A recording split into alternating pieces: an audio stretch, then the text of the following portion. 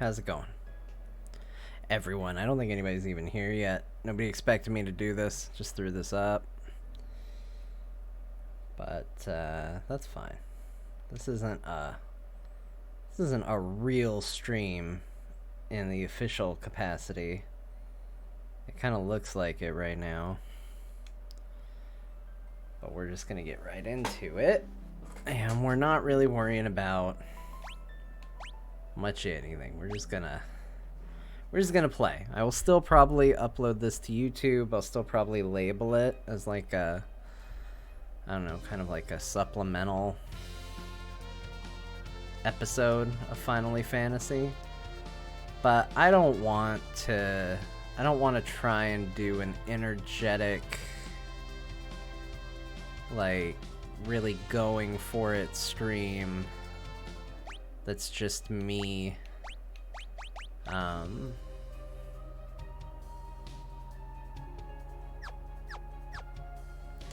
like grinding APB or job points in this game. Okay, let's just save as a starting reference here.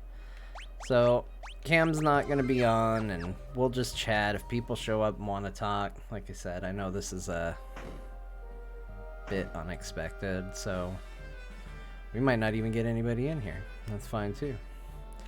But we'll just kind of see how it goes. I did look up good places because I didn't want to just completely waste my time. Because, you know, I'm only going to be able to do this until the baby wakes up. It needs to be fed. So, time is limited. But I got a bit of a strategy to go on.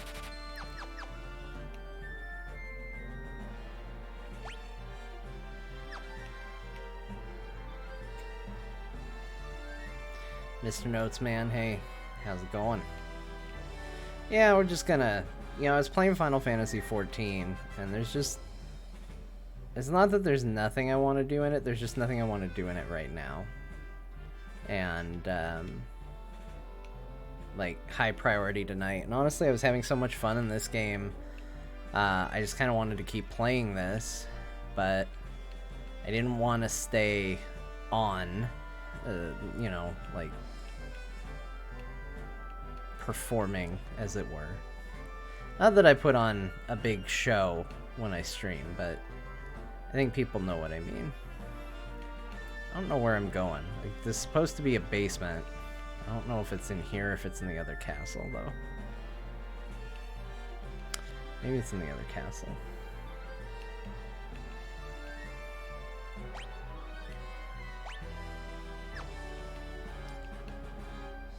But,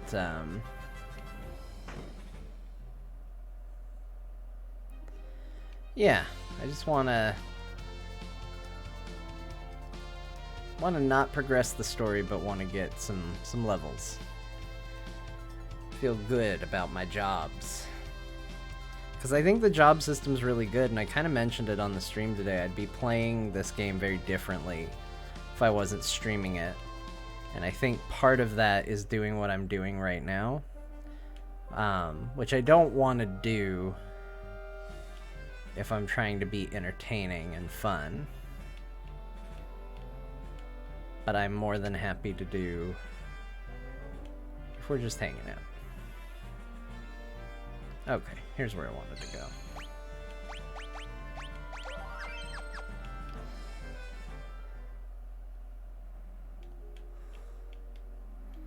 So apparently these guys drop pretty great XP, and actually, I heard you can just use a gold needle on them.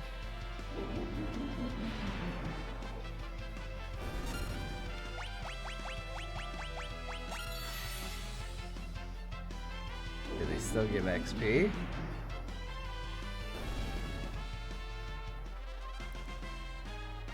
They do.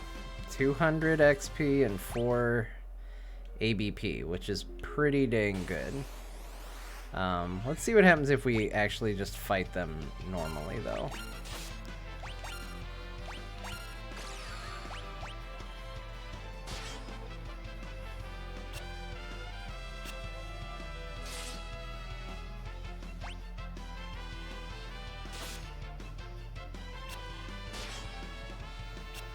You gotta get better at hitting people with axes.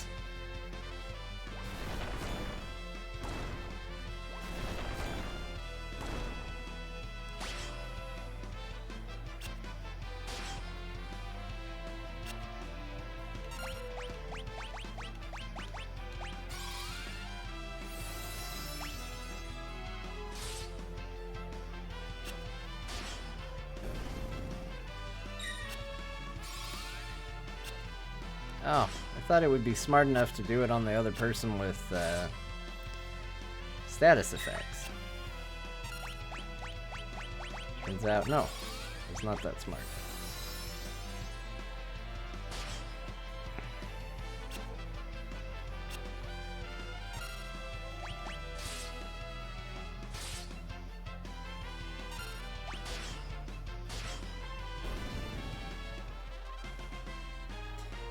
Okay, 204 and over 1,000 gil, so definitely using the items is the preferred method.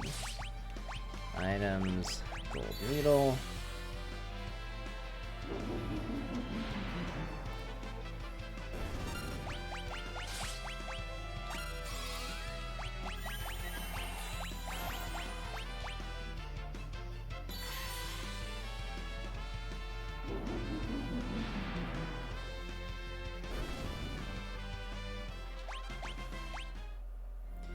Oh geez, and it gave us a gold needle. That's just recycling right there.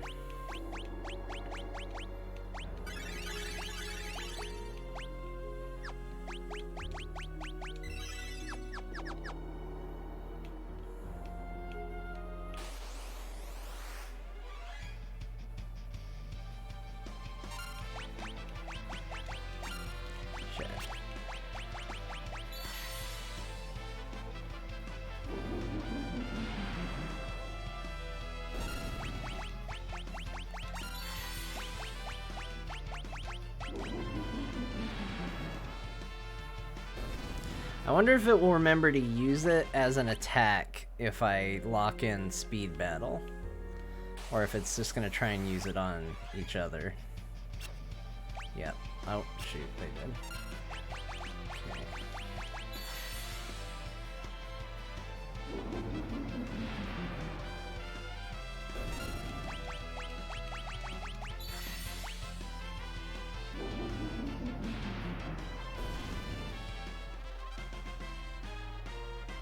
Thank you.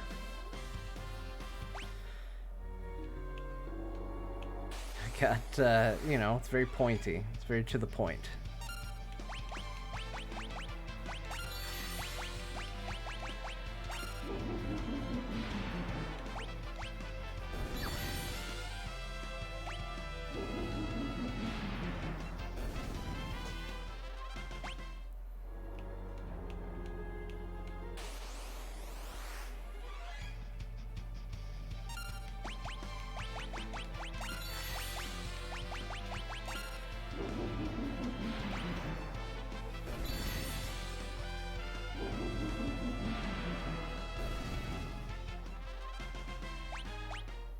That's what you gotta do.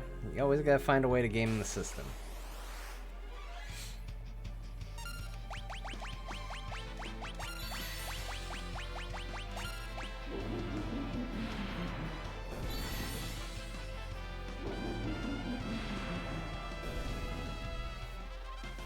It would probably be more exciting to go fight monsters, but this will work for a while. We'll see how long it can hold my interest. I'm one of those people that if something is efficient but not fun, I will drop efficiency in favor of fun pretty quickly. But you know what is fun is getting a lot of jobs leveled up very quickly. Oh, look at this. This one's going to be great.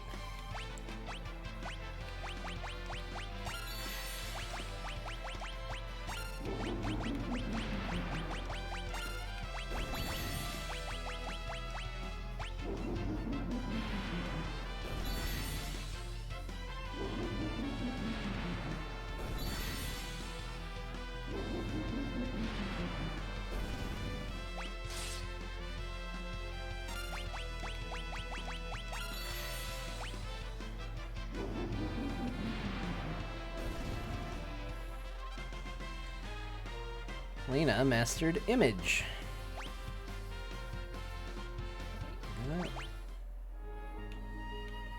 Already a better ninja. These preemptive strikes are really nice too. Talk about removing all risk to what we were doing here today.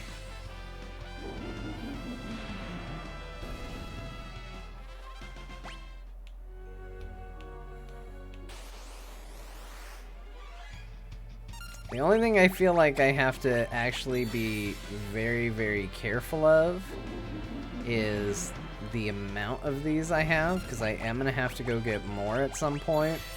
And I think the last thing I want is to get in a fight with this many of them and all of a sudden be completely out. I probably would not survive that fight. And,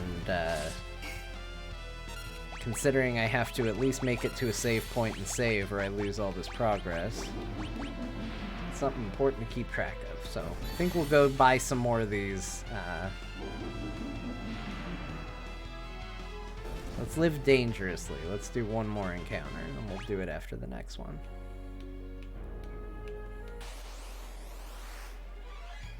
Oh, look at this. This is pretty much exactly the scenario I was worried about. Getting too many of these. But, oh my gosh, the amount of XP and what is it? ABP?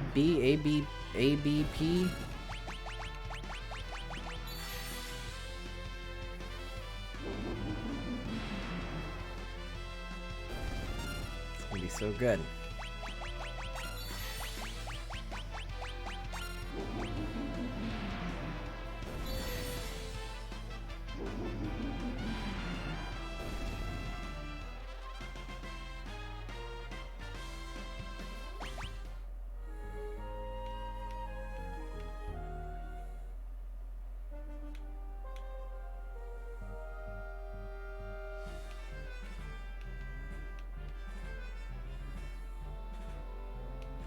With the sweet ninja run, just make it right over to the item shop.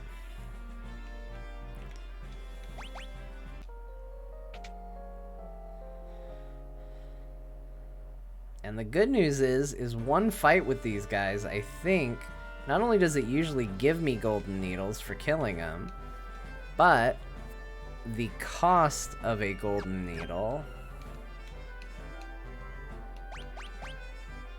is significantly less.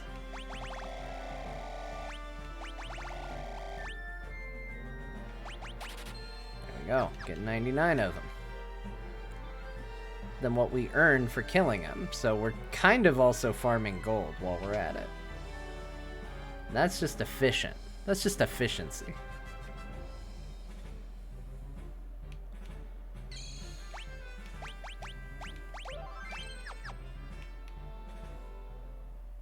Yeah, I want to make sure. Yeah, just a few extra. You never know. In case you run into anything. Shit. Well, see, look. I just wasted one. You know. Sometimes you get arrogant and you feel like, well, I got some to spare. And actually, I did forget to heal up, which was partially one of the things I needed to go do, but... Alright, we can do that right now.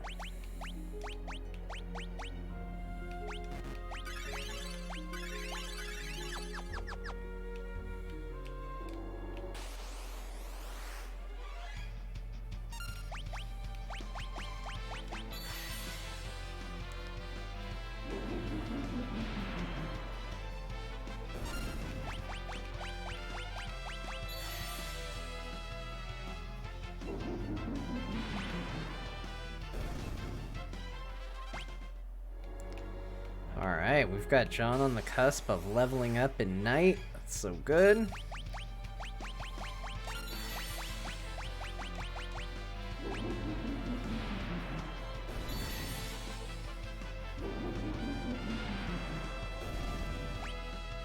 Shit, I messed that up though.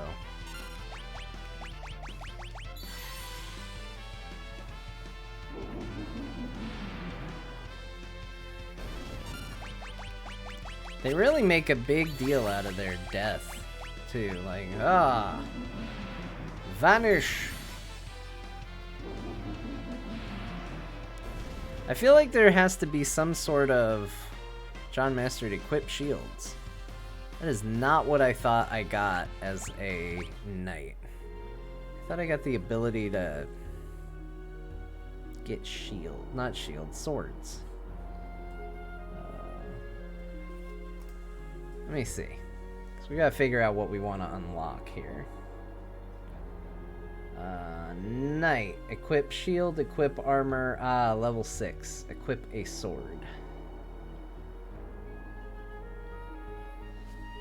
So we gotta keep going with knight for now.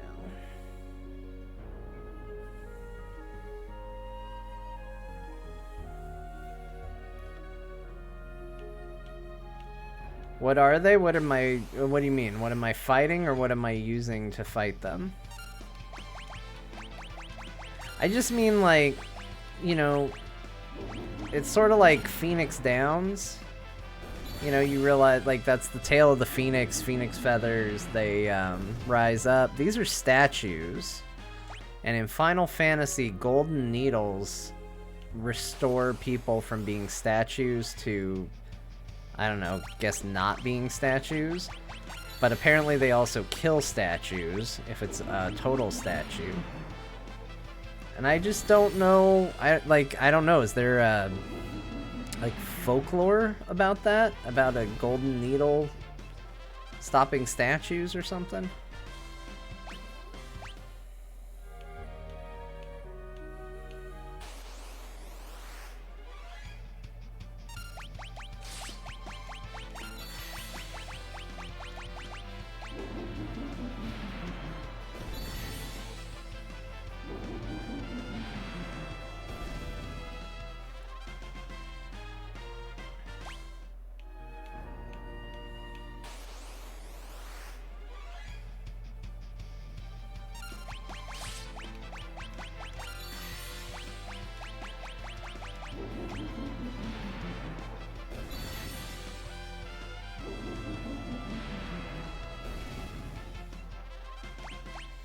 And honestly, you can do a lot worse with your, I'm staying up to monitor baby and feed baby when he wakes up than grinding in Final Fantasy. It's kind of fun. You just check the baby monitor, kill some statues, check the baby monitor. It's a good cycle.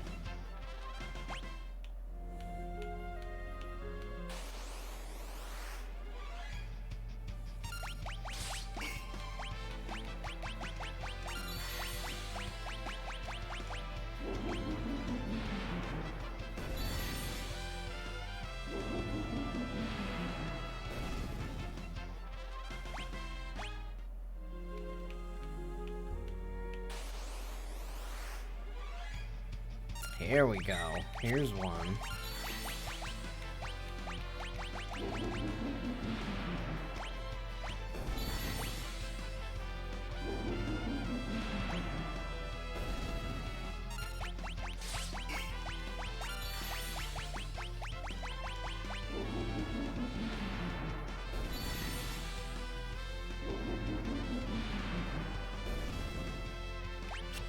Oops.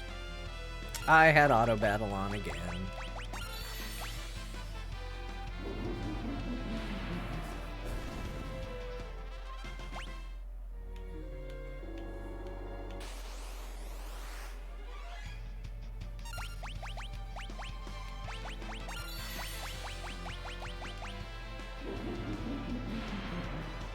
I also, in my time playing Final Fantasy 1, 2, 3, and 4, I feel like I had a lot of people, not in like a mean way, not in an aggressive way, but a lot of people said that I was OP for wherever I was or whatever I was doing in the game.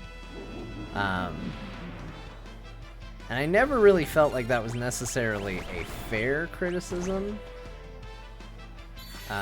because I just played the game. There was nothing I did to like really grind levels or do anything outside of what, you know, the game presents to you. Like, I am pretty decent, I will say, at finding, like, the easiest road to travel. So, you know, I have a decent knack for, oh, if I use this item to cast heal and I can cast heal forever, then I just have my healer cast heal every single round, and then I just have everybody attack, and we can beat whatever we want. You know, stuff like that is not hard for me to figure out. I don't think it's hard for a lot of people to figure out, but I do know for some people, you know, they either set their own challenges for themselves or they didn't think of it, and then people sometimes get sad because you didn't play the way that maybe they felt you should. This will definitely be the first time where I have to concede I did some power leveling here. But I'm going to show everybody it. Everybody will know what it is. Black Helm 808, welcome. Good to see you, man.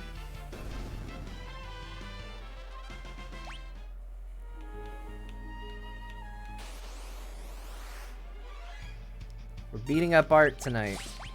We're poking it in needles to become more powerful.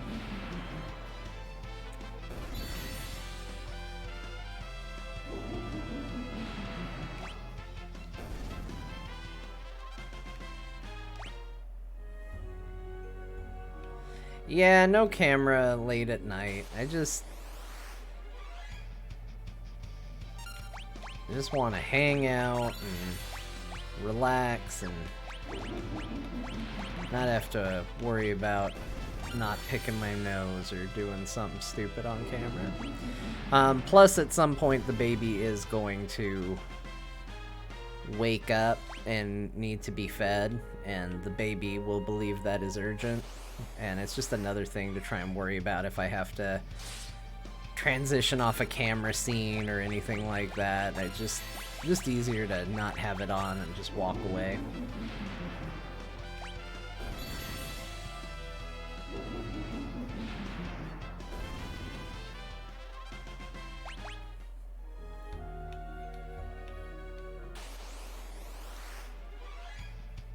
Oh, got into the Souls series. They're pretty good. I haven't played a bunch of them, honestly. The only one I really played, so I played Demon's Souls, the original, and I played Dark Souls. I didn't beat either one of them. Dark Souls is probably the one I got the closest to, but I didn't beat either one. And I played a little bit of Dark Souls 2.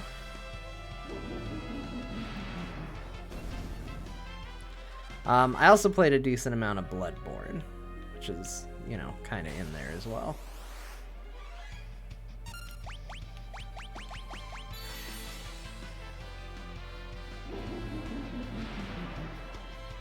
I liked Bloodborne a lot in aesthetic and all of that, but boy did I have some trouble with, I don't remember what boss it was, but one of the bosses I just, for the life of me, could not get the hang of.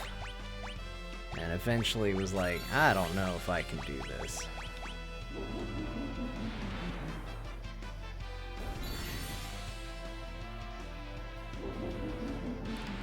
But it's a good series. I like it a lot.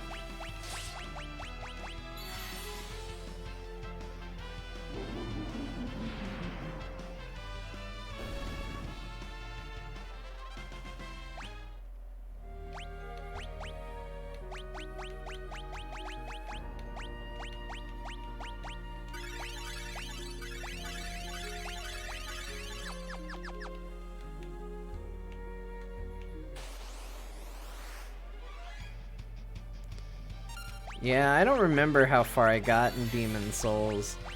It was kind of cool, though, because, you know, not to get all hipster, but Like, there was no buzz about Demon's Souls at the time I played it. Like, I picked it up because I just happened to be looking for a game around the time it came out. And, like, had no idea what it was. I hadn't heard anything about it. And I was baffled by it. Because, again, this was before there was anybody telling you, like, what that game was without you really going and looking for it.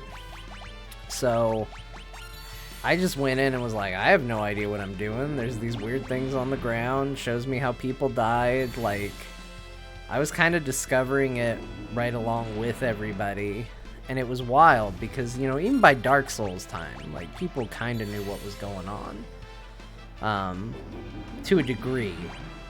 But nobody knew what was going on in that game, and so things like dying and then having to go get your body back with even less health than you had when you failed the first time was just so insane to me.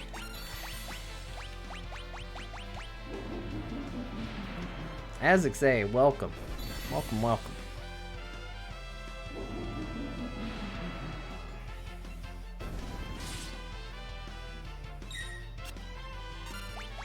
It's also really amazing what expectation does to a game.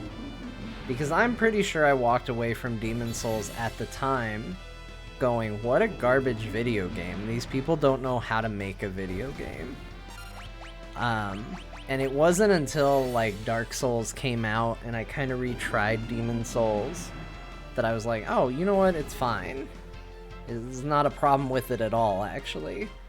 But your mindset when you go into those games knowing what it is, or at least having an idea of what it is, versus, like, just thinking, like, this is somebody putting their best effort towards making the greatest video game of all time, it really changes your opinion.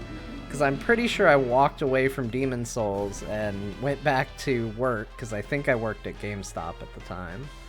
And I think I told my boss, I was like, this is the worst game design I've ever seen in my life. If you die in this game, you have to go get your body, but they give you less health to do the exact same thing that you just had to do with more health.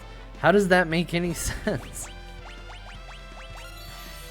And you say that to me now, and I'm like, yeah, that's Dark Souls, that's Demon's Souls, that's a Souls game, that's what it is. But at the time, it was just like, ugh, what are they thinking? They're crazy.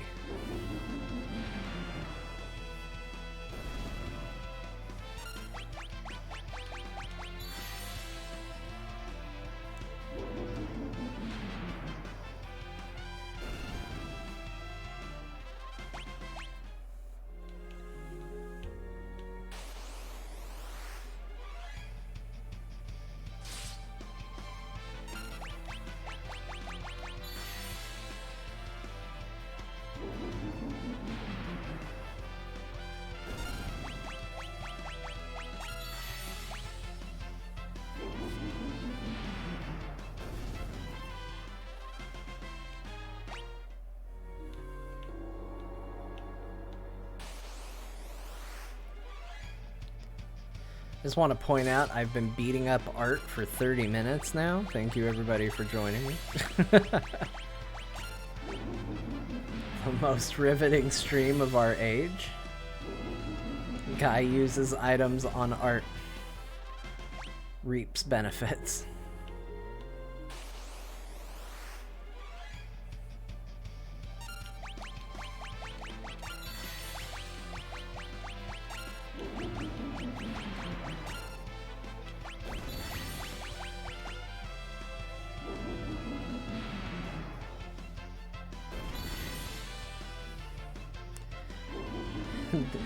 Did I hear about Activision Blizzard being acquired?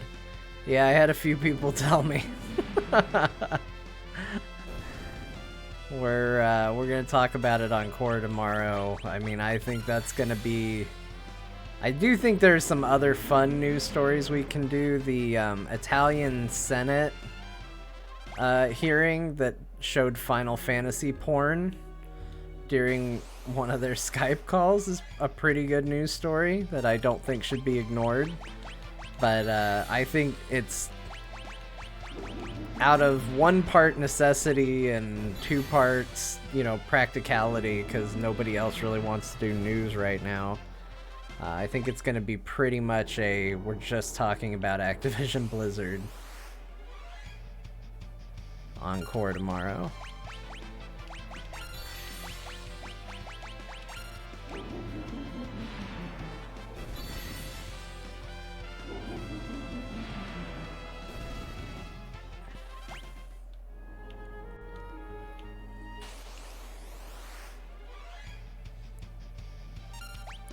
I was just on Final Fantasy XIV, and I was actually going to start doing this a lot earlier, but I said, okay, well, I've gotten my loot reward for raiding from all the bosses except the 4th boss this week.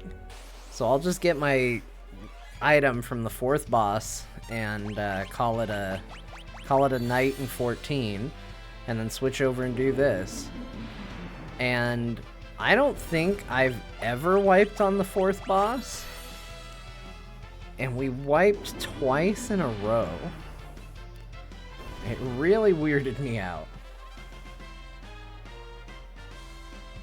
Well, hey Ben, welcome back. Man, it's awesome seeing so many people pop back in later. Makes me realize I should really just make my stream longer and not just do it for 2 hours, but that's a practicality issue, not necessarily a desire issue. Yeah, it's going to be a very interesting discussion. Hey, streaming is great for Halo Infinite because Halo Infinite plays great, and I know it makes everybody mad when I say it, has an extraordinarily uninteresting story.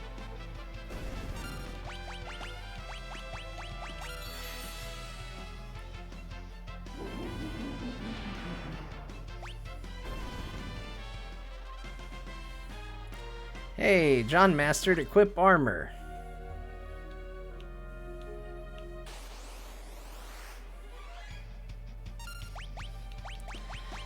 Yeah, co-op would be really nice for that. Like, I'm still shocked that that game launched without that. I mean, clearly the fact that it still isn't in there, it's a pretty obvious sign that it was you know, this was not going to be ready. But my goodness, at the same time, what a key feature not in the game.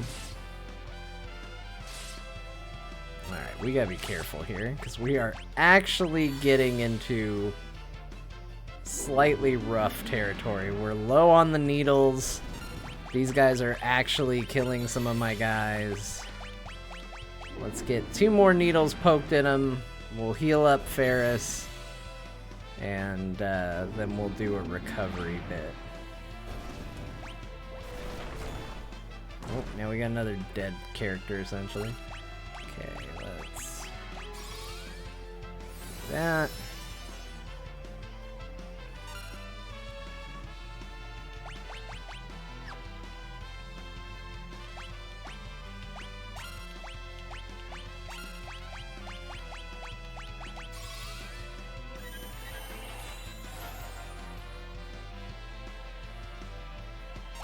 Guys, this is just one statue. Just beat him up, honestly.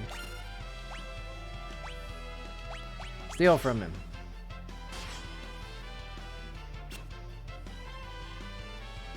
Aww.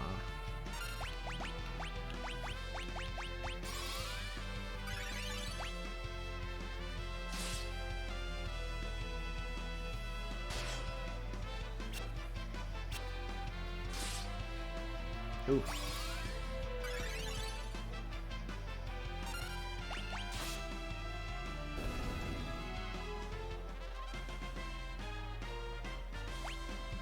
Galuf mastered call. Oh, sweet. Galuf mastered his job. Let's get out of here.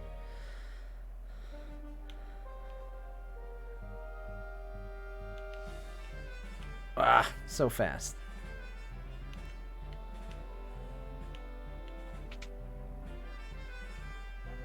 Yeah, I got a little sloppy at the end. I could have always just sort of poked holes in the statue and called it, but I got a little arrogant as I was getting low on health and things like that. Wasn't the smartest decision in the world. Oh, wrong guy. Other guy. Left guy.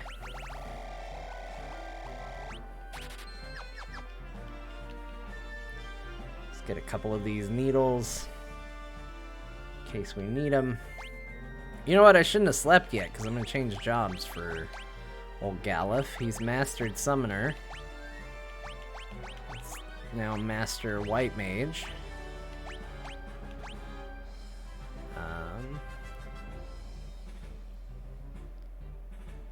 I kind of like having Call. Let's just do that for right now.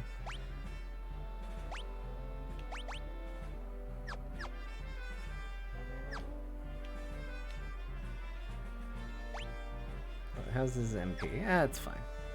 We can keep going.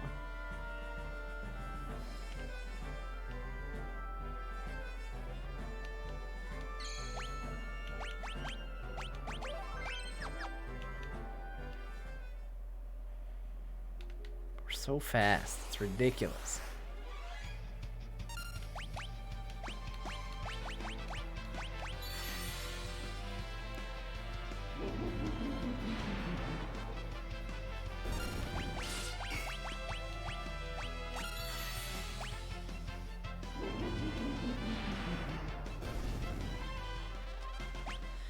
But yeah, I actually should probably highlight it. I don't know what to do with it.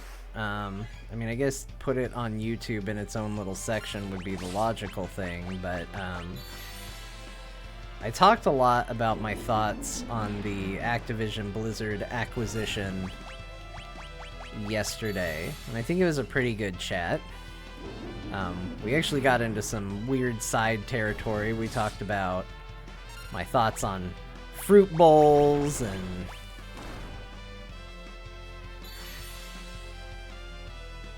all that stuff. It was like a mini one-person Azeroth roundtable.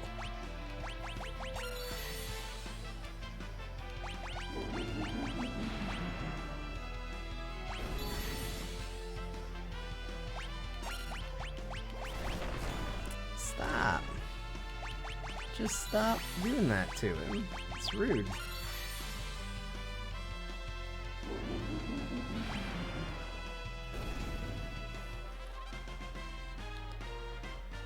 Alright, Lina mastered throw.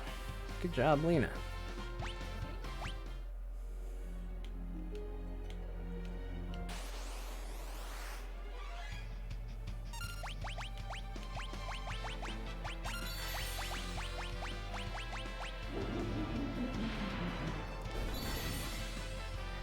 And I think today, even after hearing other people talk about it, and, you know, I've heard some people disagree with me, that's fine. But I think I still pretty much stand where I was, which is, you know, you can still say Microsoft's a big business and you're just trading big business for big business, but, like, honestly, I still stand by, I'm 90% sure, 95% sure Bobby Kotick's going, and if nothing else changed, which is still saying a lot as far as bad, it would be an improvement.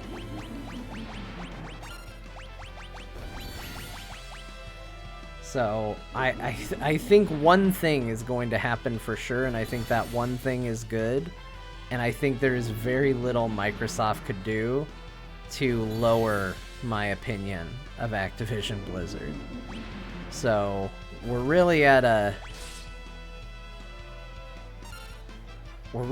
positive place, honestly.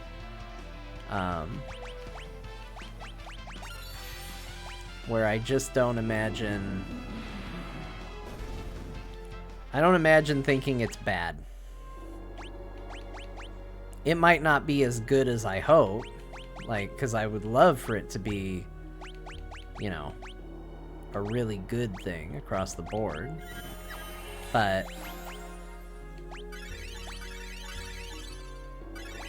it's hard to be worse. Oh, you know what? We need to equip Galuf with the right thing, too. He needs the gold hairpin. That's it.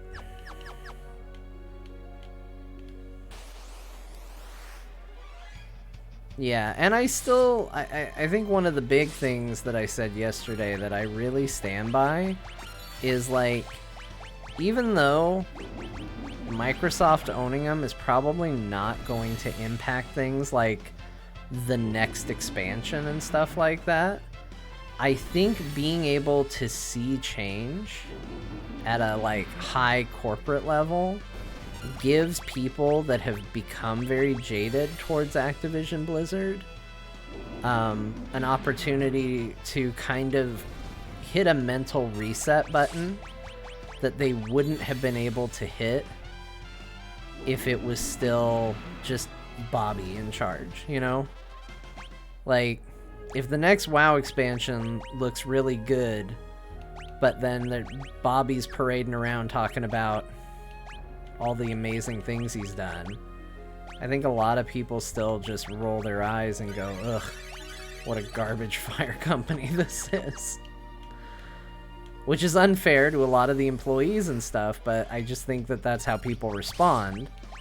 And I think having a change of ownership, again, regardless of how involved they are or aren't in positive change, allows people to sit back and go, oh, you know what, I'm going to get on board with Microsoft's version of Activision Blizzard. I can support that.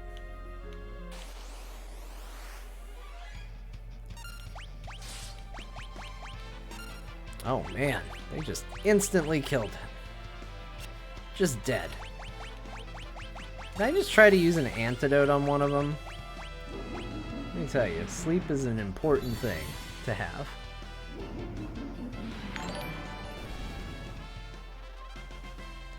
Weston Kai, thank you for the follow. I appreciate it.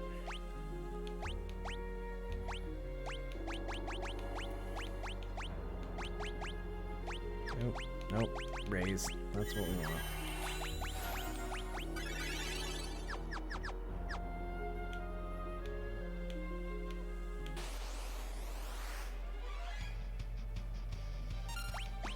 You wonder if I use a golden needle on them, if it will one-shot them?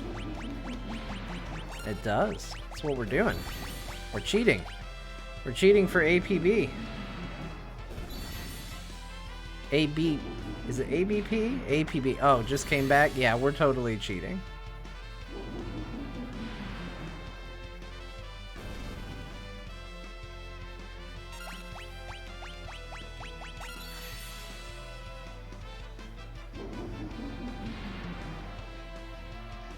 And yeah, Ben says, yeah, I'm in agreement with you, John. Bobby is supposed to go after the transition, so that's a plus, but there's so much that needs to be done. Yeah, I agree, and that's why I'm using it as an example of if the bare minimum happens, which is to say literally nothing changes except Bobby leaves.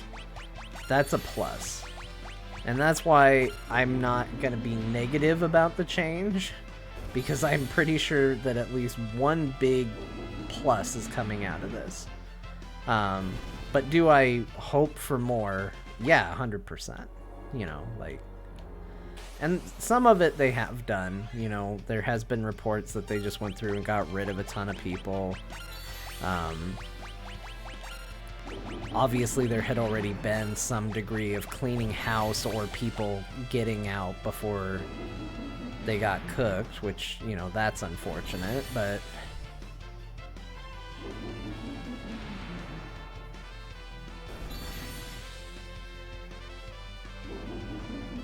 at least there's a chance someone in charge will actually want to do something. Can't be worse than Bobby doing literally nothing. Yeah, I think there's an element of that too. Like, Microsoft, like, it's kind of the jaded, you might call it even practical take that, like, well, Microsoft's just a big company and they're gonna act like any other big company. But here's the difference, is Microsoft is trying very hard to make you think they're not. Phil Spencer is trying very, very hard to not look like Bobby Kotick. And I don't think he is, but that could also be that he's just doing a very, very good job at hiding it. And I'm a firm believer that if you have somebody that's trying very hard to send the vibe that they're doing good, they might accidentally do some good in the process of it. Unlike somebody like Bobby that has already just kind of come to terms with the fact that they suck, people think they suck, and really, who cares?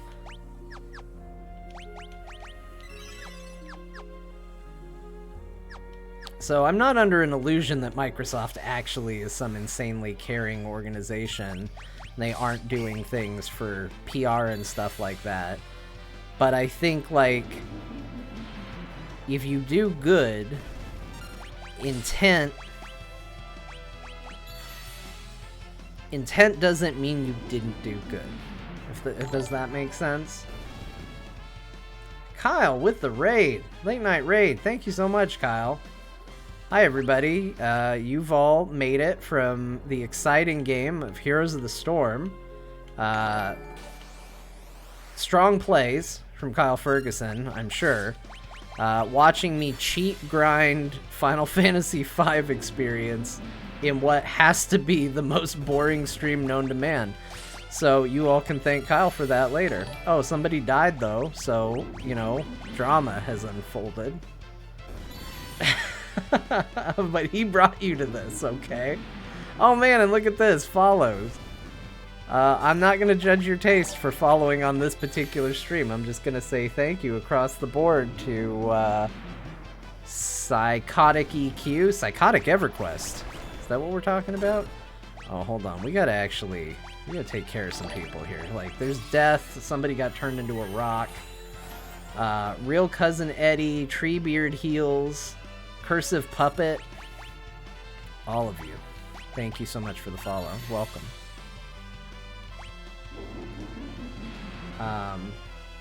Equilibrium, my old guild in WoW. Okay, we gotta take a quick break as I'm trying to read things and catch back up, and I'm getting killed. But welcome everybody. Like, yeah, let's be real. This is a late night just grinding stream. It's gonna be what it's gonna be. But we're chatting. We're having a good time. We're talking about the Activision Blizzard thing that everybody's talking about. So welcome. It's good to have you. And we're we're cheating at a video. Not really cheating. We're just, we're no-lifing it. Let's see. Weston Kai. No problem, John. Been listening to Core for years. I heard you a couple weeks back saying you didn't like Hollow Knight. Please give it a chance. The mechanics are so tight. I loved Metroid Dread as well. I did give it a chance. I actually tried to play Hollow Knight twice. And I have sunk, I want to say 5 or 6 hours into it. Maybe more. It's just not my thing. Like, it came so highly recommended, and I do love those style video games typically. I just really thought I was gonna like it, and I played for a few hours and did not enjoy it. And then I asked the person who had recommended it to me, I was like, hey, when does the game get good? And they said, what do you mean, when does the game get good? It's good right away. And I said, oh, well, a lot of people recommended this to me. At what point, like, does the story get really interesting? Like, is there a big surprise or twist, or is there a cool new mechanic that unlocks? And they were like, no, it's like most, you get new abilities and stuff, but... And I was like, did the abilities really change the game in some way? And they said, no. And I was like, do the environments stop being just black and gray and just bugs everywhere? No. I was like, then I don't think I'm gonna like this game, because I have not enjoyed my time in it so far, and if it's not changing that much, I don't think I'm going to. Again, I know that that's an unpopular opinion. I don't think that a bunch of people drank Kool-Aid on Hollow Knight. It's just, for whatever reason, the combination of the aesthetic for me, like, it does control well. Like, it feels really good. It's just, it wasn't enough for me. Like, I was waiting for something. And I don't even know what that something is. Like, something intangible. That just never came. But I also will say again, a vast minority on that opinion. Almost universally, when I talk to people, they like that game. So, that's okay. I wish I liked it, because I would have played the hell out of it. I still own it. Like, it's not like I returned it or anything either. I'm pretty sure I still own the game. But it just did not speak to me. I didn't understand the magic that other people had for it.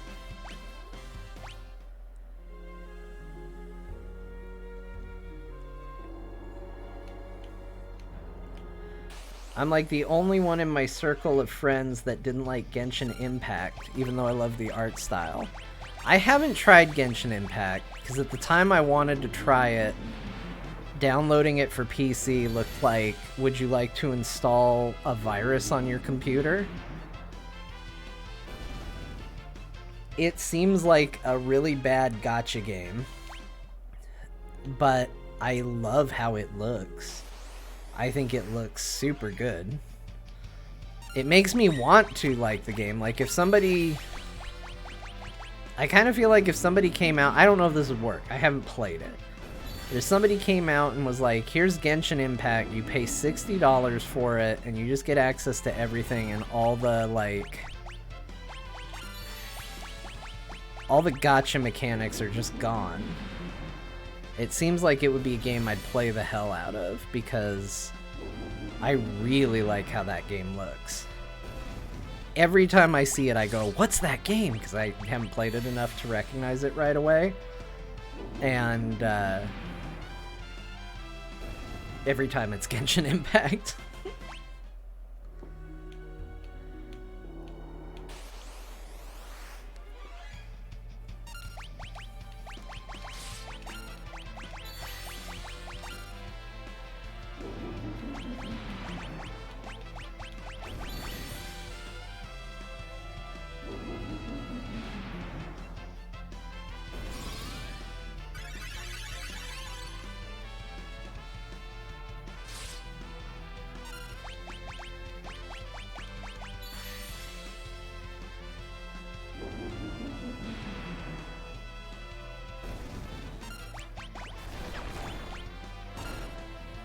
Uh-oh.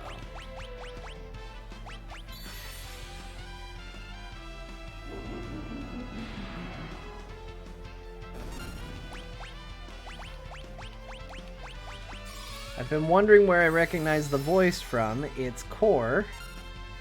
Yeah. Hi, welcome. Good to have you. When does the Core podcast stream? It streams Thursdays at 5 p.m. Mountain. I'm gonna embarrassingly admit that I always ask my wife when my show starts. It's 100% true. Every week, I'm like, my show starts at 5, right? She goes, yeah.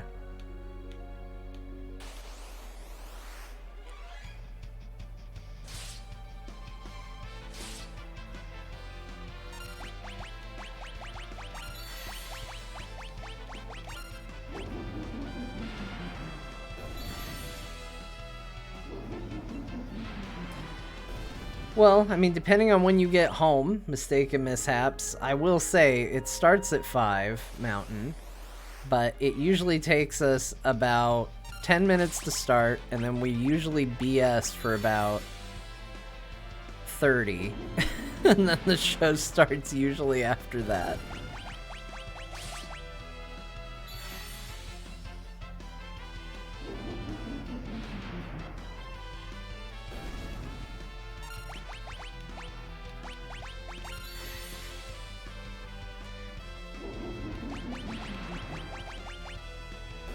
this? I should harass you too about a certain animated series I'm getting on all y'all game-related streamers about. Already begged Scott about it. What is it?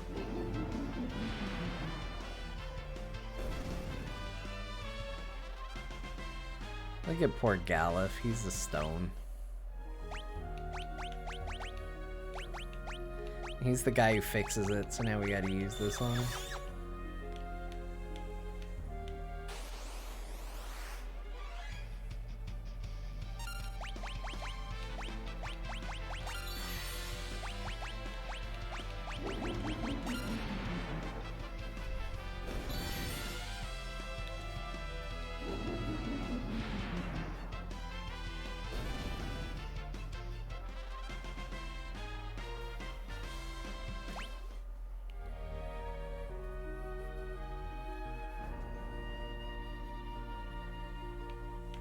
Okay, oh, we got 3 good things. I want to talk about all of them.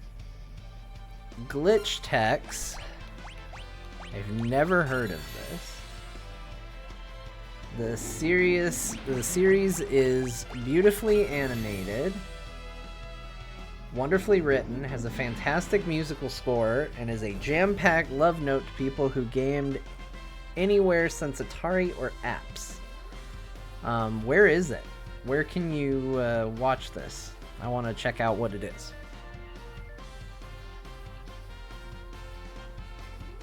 I told Kyle I started playing D&D because of the Delvers. It was like listening to a TV show for me. I loved that season.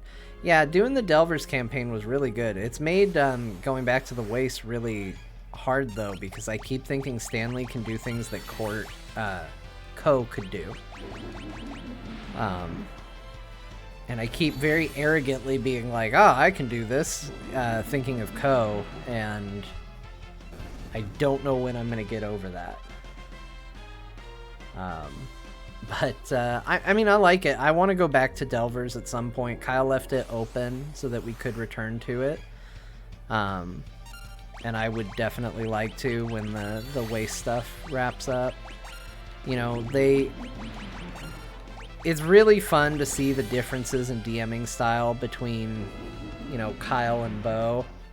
And even Ben, who's in the chat, you know, he has DM'd for me in the past. He was doing a campaign for me that was just like a home game, that I unfortunately had to bow out of because of time. But, like, the different DM styles between, yeah, I mean, it's still technically my DM, it's true, is really, really fun and fascinating, and it's really cool to see, you know, I think the main takeaway I've learned from having a bunch of other people DM for me is that in my heart of hearts, I'm a DM. I'm just maybe a little too lazy to do it, because I find myself going like, okay, this is what I like that Kyle does, and this is what I like that Bo does, and this is what I like that Ben does, and I kind of just find myself wanting to pick the things I like about the DMs I've had and just tell my own story. That's the big temptation that I always have, and it's very hard for me to not do that. So problem is it's so much work being a DM. I don't even have time to play right now, which is the true bummer.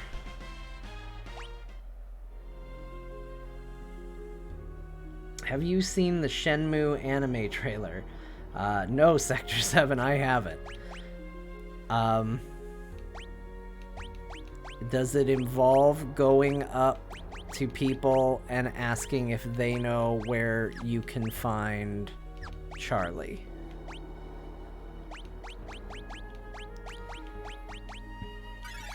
Is that like episode 1? Episode 2, where do sailors hang out?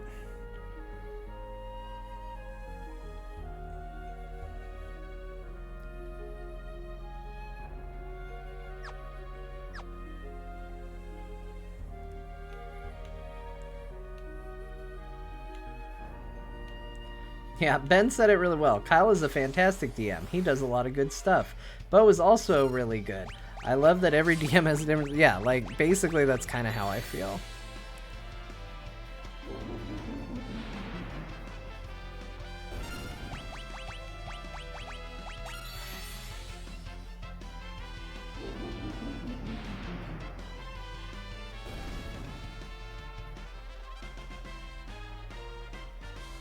Was Charlie the hot dog guy? I don't know. I think trying to find Charlie might have been when I gave up on Shenmue. Crazy Coop. I think that's crazy. CZY? Is that an abbreviation for crazy? If not, I apologize for calling you crazy. But you must be crazy because you saw this stream and said, I need to follow this. So welcome. I appreciate you.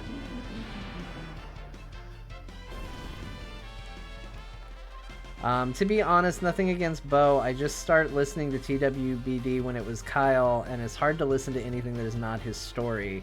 I'm going to patiently wait for the next installment of TWBD. I understand. I get that as a player, you know? Like, there are things, like even as a player, there are things that I can look at and say, I like that Kyle does this, or I don't like that Kyle does this, or I like that Bo does this, or I don't like that Bo does this. And you know, again, that's part of like finding my preferences and what I would be if I was a DM, is looking at the things they do and going, well, this is what works for me and this is what doesn't. And you know, I'm perhaps to my own detriment a little overly open with that sort of information, but you know, like, DMing's hard enough. They don't need somebody telling them, hey, I don't like this, I don't like this. Like, if it's solicited, I'll tell them. I think the only time I ever unsolicited said anything, and it was one part guilt. Is one part guilt and another part, like, I was just in a really bad mood at the time. But I did yell at Bo for the in the original bit of the Wasteland campaign. There's a part where we get eaten by a froghemoth, and there's a dungeon inside the froghemoth's stomach, and I hated it. I hated it so much. I don't like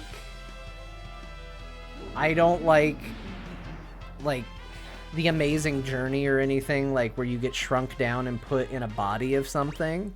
I hate that kind of story. And the other problem is it was such bad pacing for where we were in the story, because we were like reaching the culmination of like the Tiakala story, where it was like, oh, we're gonna get there, we're getting to the top, we're gonna deal with this is gonna be awesome, like fighting to the top of this keep, and we're so excited. And the next thing you know, you're in a giant frog and there's another dungeon to do, and it just was too much for me. And I just remember after that, I just sent Bo a message and I was just like, I hated today. To be completely honest with you, as a player, today was the worst day I've ever had playing D&D. It was not a good time. And that's probably been the like most brutally honest I've ever had to be with a DM. Now, Ben and I are also, like, you know, we've been friends a lot longer, so I do have a little bit of more comfort, like, confronting Ben about stuff. I don't know if he's changed his opinion in a while, but I will tell you that there is one thing Ben does that I think is bad DMing, and he can probably guess what it is. He could probably tell you in the chat what I think it is. I don't know if he still does it or not, but he shouldn't, because it's bad DMing. It's genuinely bad. It's the only bad thing he does, because Ben's a amazing DM.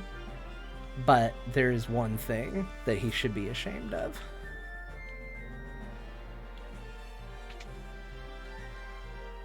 You don't do a lot of bad stuff. You do one bad stuff. Anybody who tells you anything other than this is they're not being genuine with you. Anything else, like maybe okay, something bugged them a little bit, but there's only one gripe. I'll tell you what it is, Ben. Ben believes, and he's not wrong about this part, that the spell Counterspell is a good spell. Therefore, any spellcaster he puts in his game has it. Which is a logical decision for a player to make. And I think that's what he uses to to justify it. But it absolutely ruins the experience for the player. Like, it's 100% an aggressive move against the player in a really not good way. Because especially for a big group, which Ben's group is big, it's not insanely big, but it's also got a lot of new people. So it's one of those where battles take, it's not uncommon for a round of fights to take 30 minutes to go through. And if you are a caster and you are saving up your magic to do something, and it gets to your turn, and the DM totally negates your turn because he thinks it's realistic that somebody knows Counterspell, because as a player he knows Counterspell's really good, that sucks.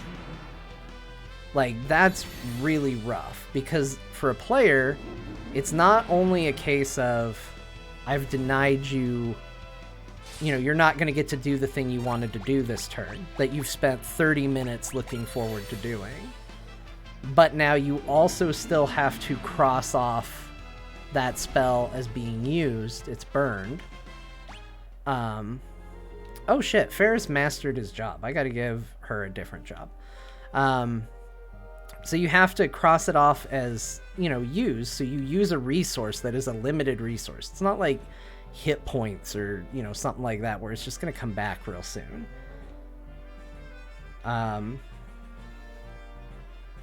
So I think Counterspell should definitely be used. I don't think it should be banned from DMs using it. Shit, I rested too early again. I don't think it should be banned from DMs using it, but I think it needs to be done very selectively.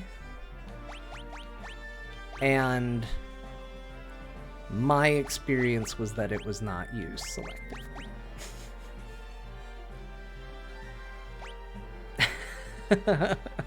So that's it. That's the only thing I think Ben does as a GM that I disagree with.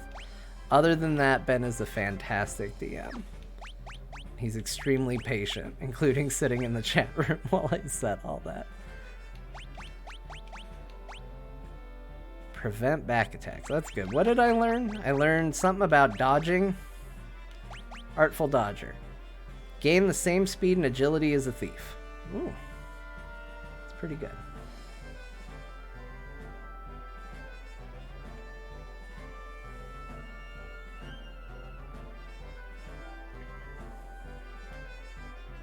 A lot of Pathfinder Adventure Path GMs are guilty of that. They run a Rune Lord as someone who has all magic because they're ultimate magic people, including shut down stuff like that, even when it's opposed to their focus.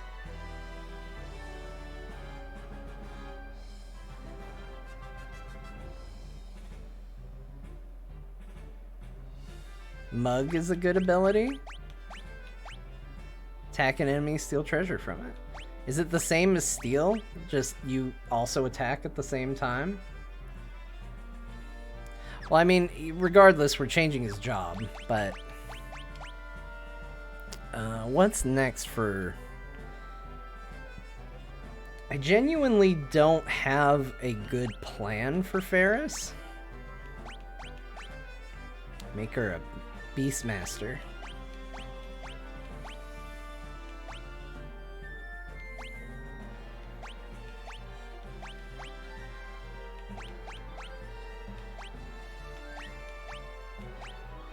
So I've gotten a few levels in Knight. I have done some levels in Ninja. We can keep doing Ninja, I think. I'm gonna just do Artful Dodger for right now, because I think that's good.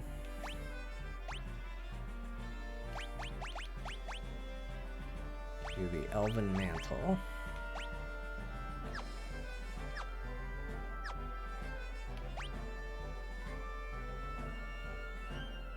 Dragoon.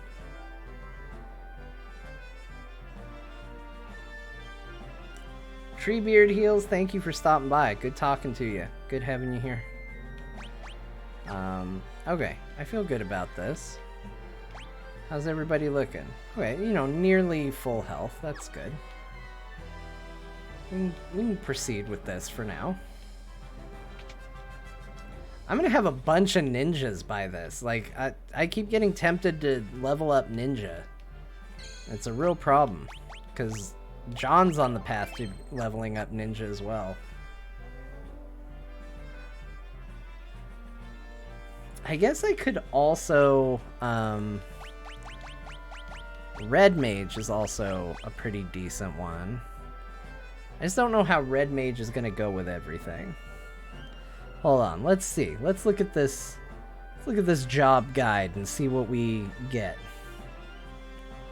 Okay, Monk, you get some big HP increases. Counter and stuff like that. Okay, Black Mage is magic. Increase max MP stuff. Not really interested in Blue Mage, because I feel like I've been ignoring that for too long, and I don't want to go around trying to get all the spells. Hey, if I max out Time Mage, I get to equip a rod, everybody. Alright, we've already done Summoner, we've already done Berserker. We've already done Mystic Knight. Beastmaster.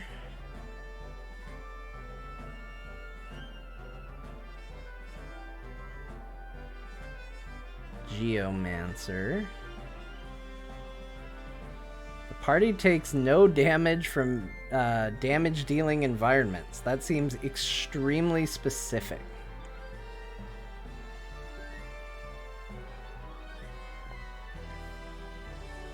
Level 5 Ninja, which Ferris almost is though, gets dual wield unlocked for other classes, which is really good. Ranger hit 4 times, but at half the strength. That sounds pretty good. Bard, sing one of your songs. There you go. Dragoon gets jump, lance, and then allows you to equip a lance. Yep, that makes sense. Dancer allows you to equip the ribbon accessory. So if you get ribbons in this game, you have to have leveled Dancer to level 3 in order to equip it? That's crazy.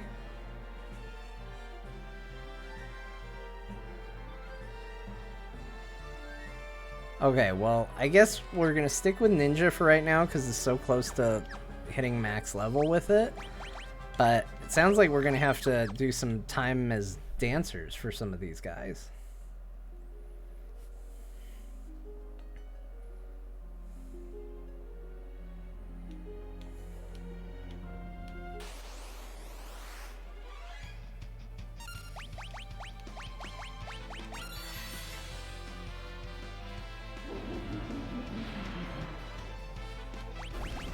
Oops. Use your needles, everybody. Use your needles.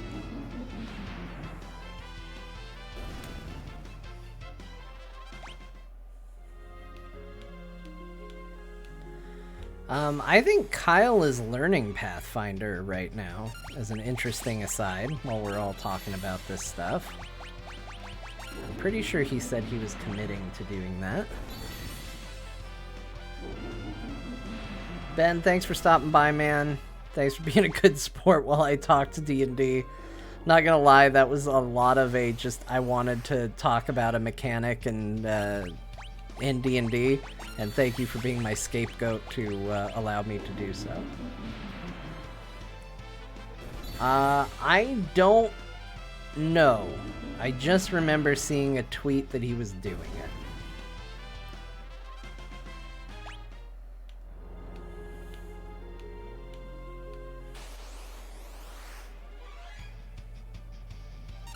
It's so many statues. You love to see it.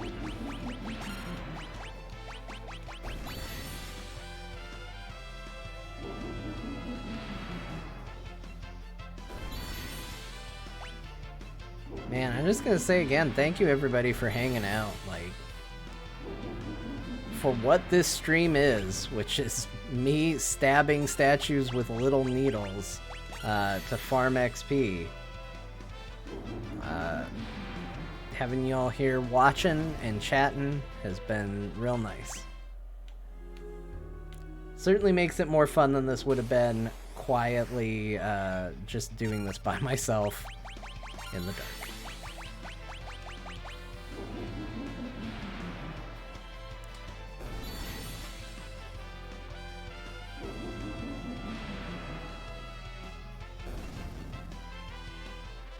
We are getting close to baby feeding time though, so we're gonna take a quick moment, just stand in one place like a cool person while I mix up the bottle here so that we are all ready to go, because babies wait for no man when they become hungry.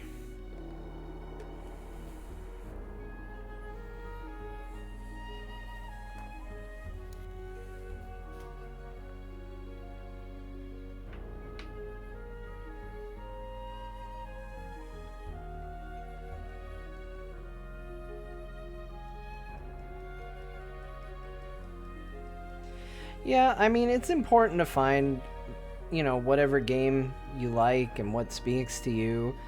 I'm not gonna lie, a huge amount of my liking 5e and really enjoying 5e is a lot of it stems from one, familiarity, which is, you know, I kind of learned to play it by watching a lot of Critical Role and, you know, seeing a ton of that stuff. You know, I knew a lot about that game, so it wasn't as big of a learning endeavor when we decided to start There Will Be Dungeons. And also having a resource like D&D Beyond is a huge one too, because like, it's so useful and it's so handy for what I need. Like, and I know there are resources out there for other tabletop RPGs. Like, I've used one. I was a guest on a Firefly tabletop RPG show. And they had something that was like a character sheet generator. But, like, D&D Beyond is really, really good. Like, it's a really, really good one. It's not just a character sheet generator. Like, has a ton of features. I really like it. Like, I don't mind talking glowingly about them because it's really good. And I would say they're objectively good, regardless of how you feel about 5e. Like, looking at that website, I would hope people would see it and go, man, they did something really cool. I wish they would do that same level of attention for other games than just 5e, because, you know, I really, really wanted to play the Star Wars tabletop game. But I really want cool tools and resources like that, because I am so bad at keeping track of that stuff myself, that the more tools that I have, like, the better I do, because my brain just disappears when I have to keep track of too much stuff. So, but, you know, that's why I like 5e. Well, and because my only comparison that I have to draw from is 4th edition. And I know that there are people who like 4th edition, but I am not one of those people. So I don't have a great baseline for comparison. So 5e looks really amazing to me compared to what I had experienced before.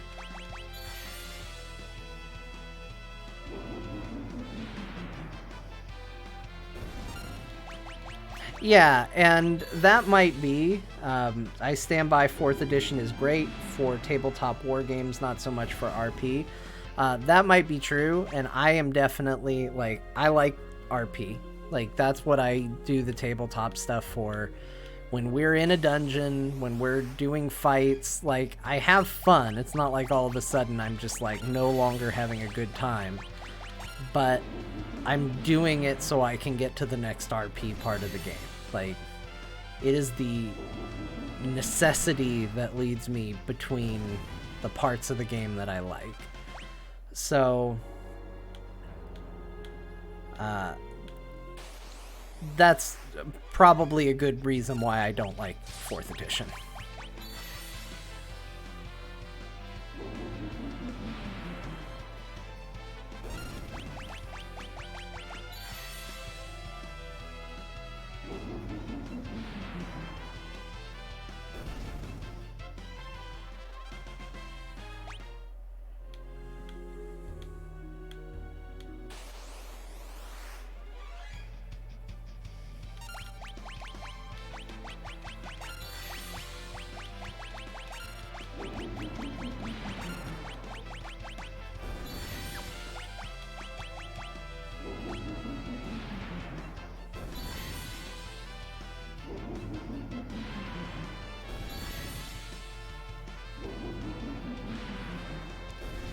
But, I mean, that's... everybody's got their favorites. I mean, like, even Kyle, who's playing 5th edition with us, and, you know, he does a lot of content based on 5th edition.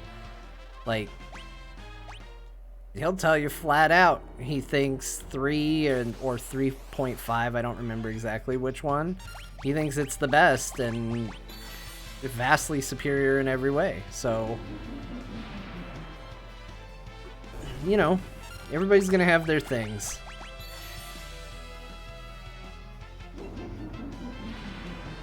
There was a period of time, like, 4th edition made me so mad without any frame of reference to how the game was supposed to work that I actually started designing a tabletop role-playing game. I hated it so much. I was having fun. The problem was I was having fun, but it was so obvious that I could be having more fun.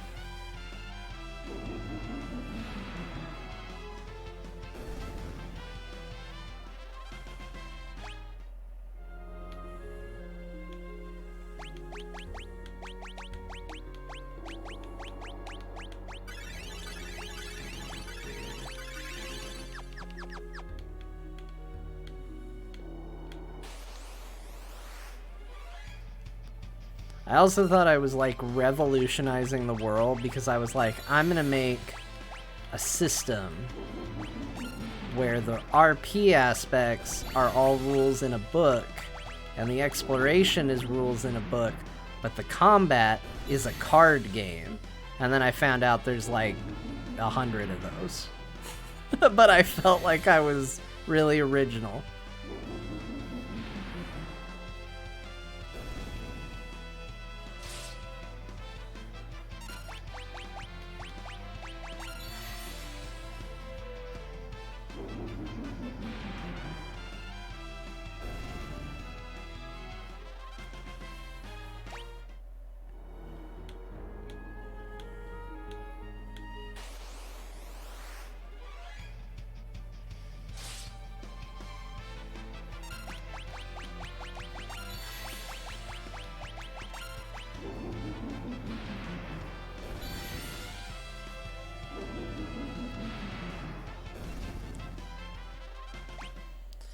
And I think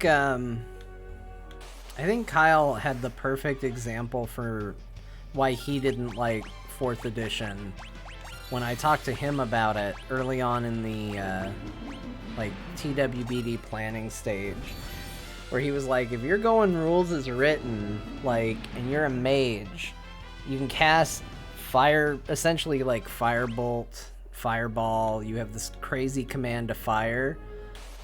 But technically speaking, with the way the rules are, you can't light a campfire with your magic.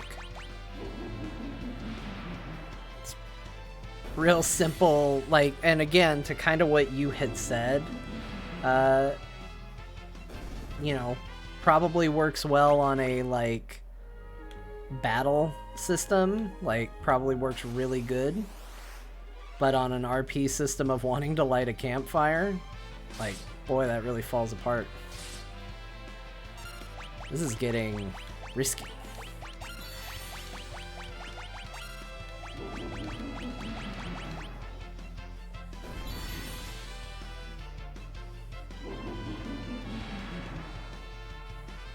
I still would love to design a tabletop game, but it's just, you know, yet another thing on the list that I just do not have time for, but would love to do.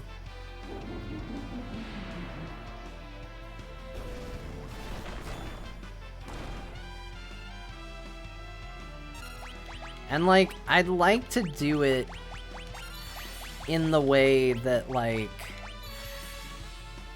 I don't know, I'd like to sit down and actually think about it, and I would, not in just the, like, it's this, but a card game, like my original, my original thinking was, but, like, sit down and come up with something, like, really genuinely clever. I don't feel like I know enough systems to do a good job of it, because I feel like if you want to do a good job of it, you should probably have a base knowledge of at least the popular products out there, and I don't. So that would be another element of it, was learning what a bunch of people were doing. But I just think it'd be a lot of fun to do.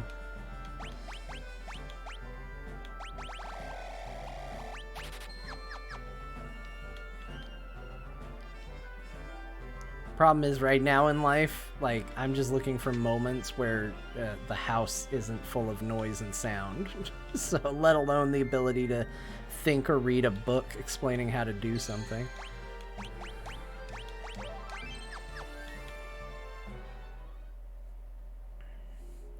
If my wife lands another $10 an hour, I'm house husband, by which I mean I'll be doing home upkeep and stuff, but I'll be filling my time with actually finishing the quite literal dozens and a half finished projects for publications. Man, I'd love that. Like, that's what I thought was gonna happen. So, not long after my wife and I moved into the apartment we're in, we actually moved right at the start of COVID and quarantining becoming a thing here. Because I remember us thinking, like, oh, they're starting to say, like, quarantine, don't be around people. Do you think the moving company's gonna cancel on us? Like, that was the time we were moving. And then we moved in here, and quasi-related to COVID, more related to the insanity that is the people that ran the company I worked for, I was let go from my job. And I was like, I was looking at it, and through, like, kind of a weird coincidence of how things went down, my wife's children, my stepkids, ended up having to quarantine with their grandparents. So they weren't with us. So it was just my wife and I in the house. And it was going to be that way till, you know, essentially until, like, heavy quarantine ended. Like, the plan was for a while. And so the initial idea was I was going to be streaming a lot. And to some degree I did. Like, I streamed all of The Last of Us Part 2, and I had a bunch of ideas, and it was kind of going to be what you were describing, like, oh, I'm going to have so much time, I'm going to have all this stuff, and this and that.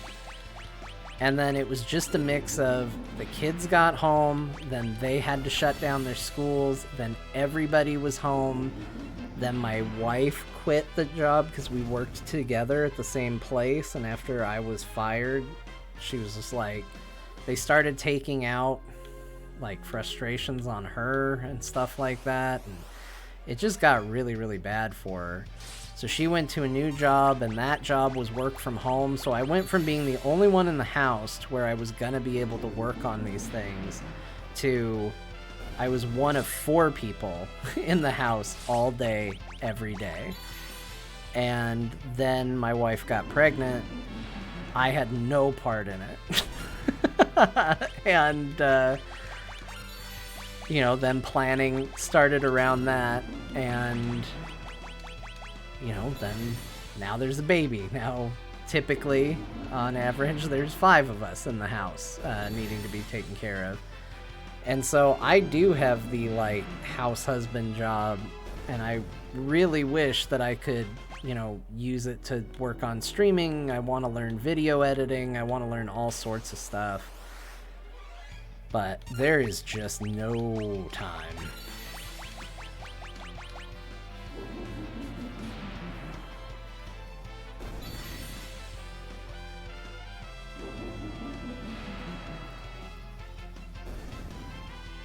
I've considered streaming, but my self-image isn't great. When Brian Ibbett talked about America's Next Top Podcaster signups, the idea crossed my mind, but it's recurring self-destruction. Why should I occupy my time better spent on someone else? I know that's a BS fallacy, but hey, brains are mean. Yes, brains are 100% mean. Brains are really bad to us.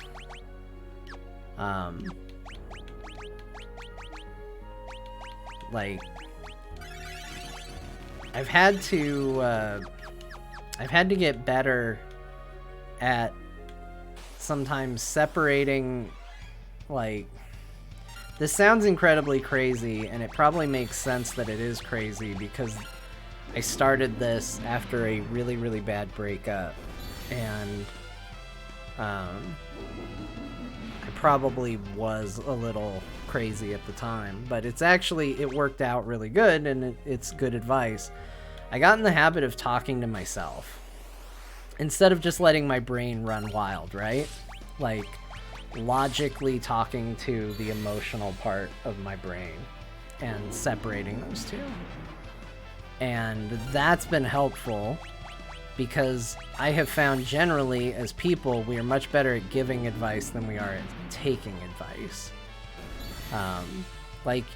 If you take your situation, right, and you pretend that it's a friend of yours telling you exactly the same thing, you'd probably give that person great advice, and it's probably not the advice you would be doing just asking yourself.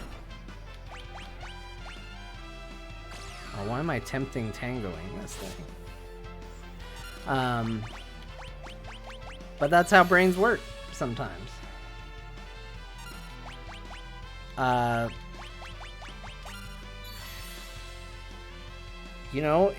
It's tough. And when I got into podcasting, I was really, really nervous about it too, because I am one of those people that I do struggle very, very much with my own self-image. I hate having pictures of myself taken.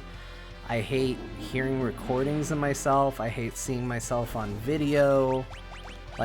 Anytime I'm involved in the process, I can't stand it. But there's this other part of me that has always been and always strived for this kind of entertaining thing. I've been acting on stage shows and stuff like that. Oh, it finally happened. The back attack finally happened. I love acting. I love podcasting. I love streaming. I love doing things that involve literally things that I cannot stand of myself. And when I first got invited to be on, the show was called Arcanum of Azeroth. I was 100% sure that I was not going to be able to read the comments, because every comment was going to be, why did you bring this person on? I can't stand hearing their voice. Why would you give somebody with a voice like that a position on a podcast? I was just 100% certain that was going to be all of the feedback. And not only was that not the feedback, I've never been told that. Which still shocks me. But it's never happened.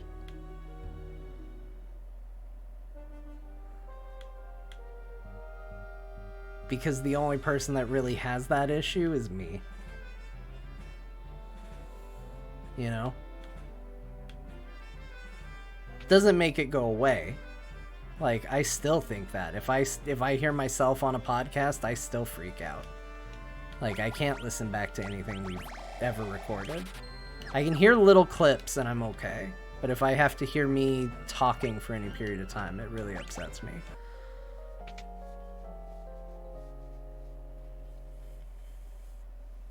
It's polycognitive something something. I can never remember. I can, without any effort, carry on 2 simultaneous trains of thought, completely independent of each other. Used to be 3, but my intentional sleep deprivation, whole other story, made the 3rd disappear. I used to be able to completely round table solve an issue in a fraction of the time it would take to discuss. But people would always want me to explain, which defeated the purpose. I gotta say, your look does not match what I had in mind for Stanley's voice, but not in a bad way. My guess was just way off. You got a great demi-southern voice like it is, but it's on the edge. I could imagine tons of characters and stuff I've conceived that you'd be great for. Well, thank you. That's very nice. Yeah, most people, early on in Core, because that show, you know, kind of took off in a weird and surprising sort of way. One of the things that happened with it was oh,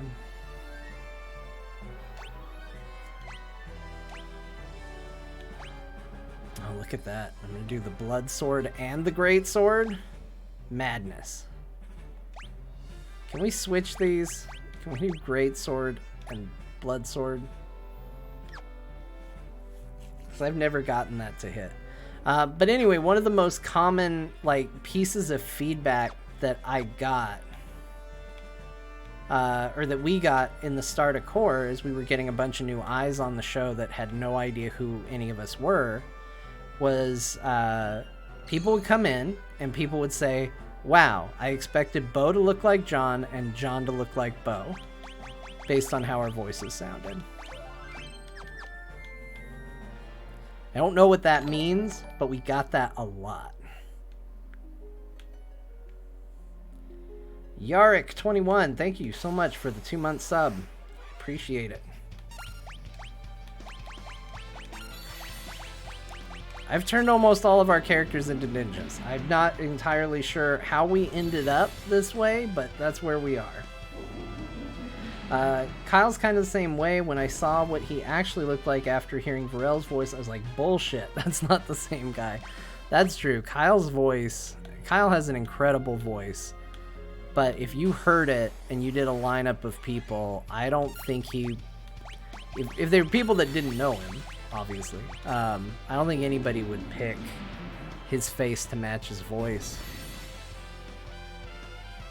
He's got such a deep, rich voice.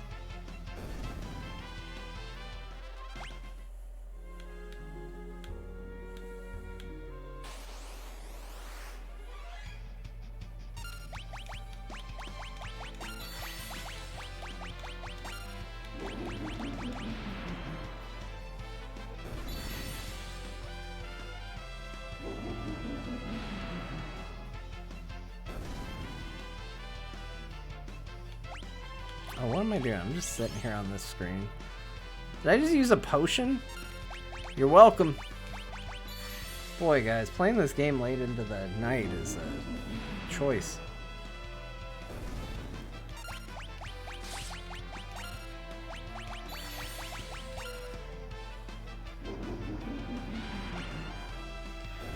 Puts the potion on the statue or else it gets the hose again.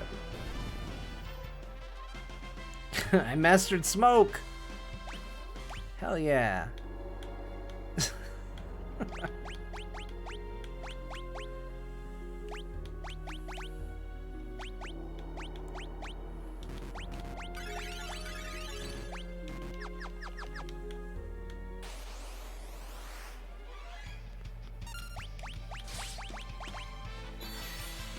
I like that I did that healing so that the very first statue we fought could do the exact same amount of damage to the same exact person and put us right back where we started.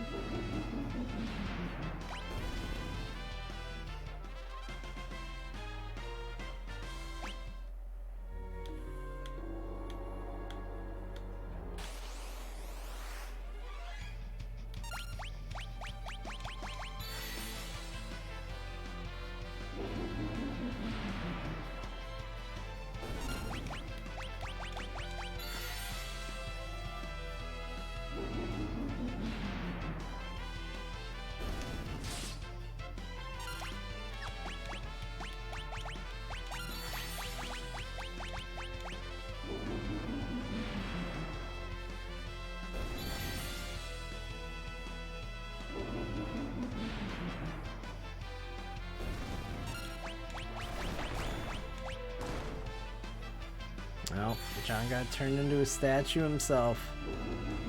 You either live long enough to get better at your job or you get turned into a statue. That's what they all say.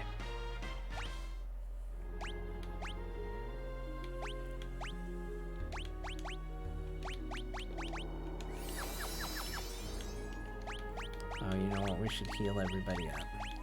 Just in case. Everybody's ninjas now, so they all have less health, so I have to be a little bit more careful.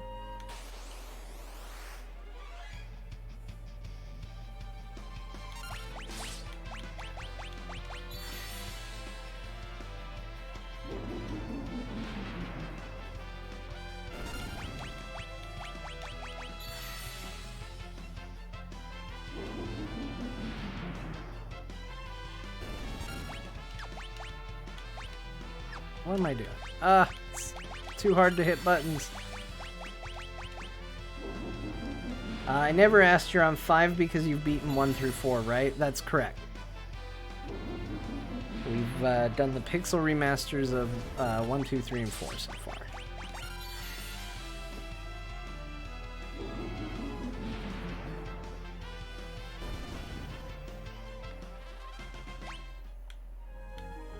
John's dangerously close to getting to be a better ninja.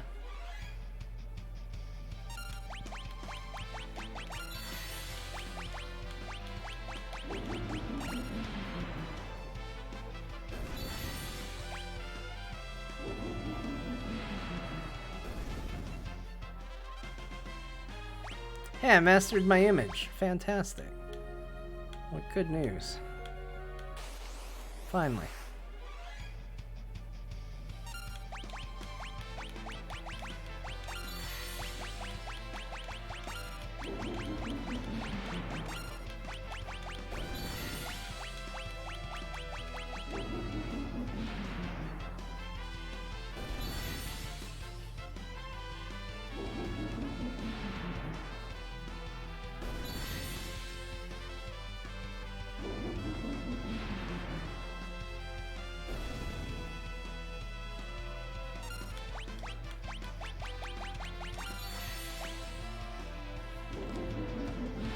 Yeah, I mean, I think we all could. We just gotta be ninjas up to level 2. That's it. That's the whole trick. Alright, my goal is to get Galuf leveled up, and then I think I'm gonna try and feed the baby unless the baby wakes up before then. That's the current plan as it stands.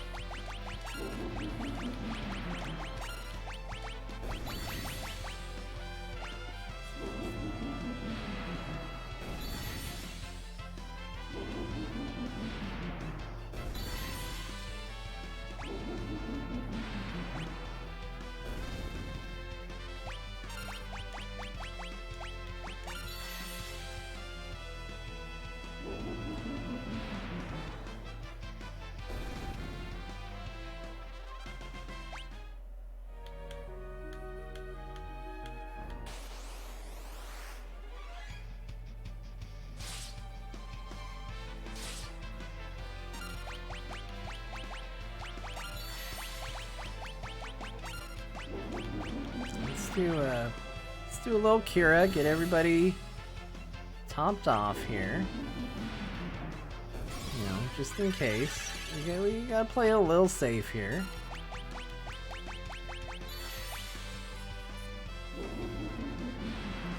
don't want anything terrible to happen. Oh, something terrible happened.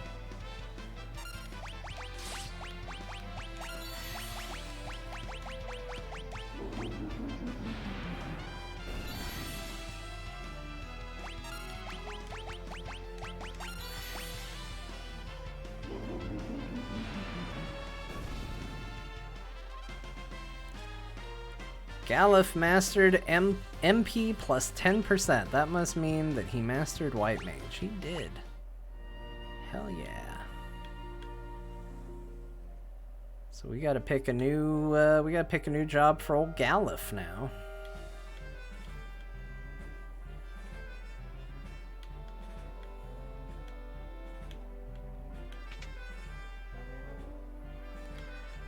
I think Red Mage is probably the most logical job change for him because I think at max level for Red Mage you get dual casting, and if we dual cast, then that feels like that just is pretty fitting for him. Yeah, change to Red Mage. Go ahead and take White Mage with you. You do get to take it with you.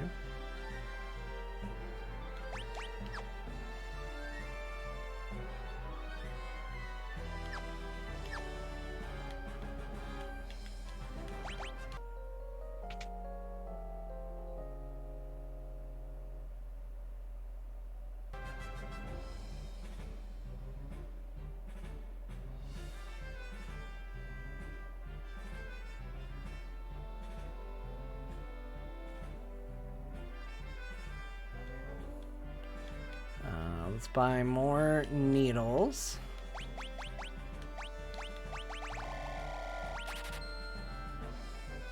This whole needle scam is really good because look how much money we've made off of it. Like, I didn't even buy some Phoenix Downs. We got Phoenix Down money, everybody.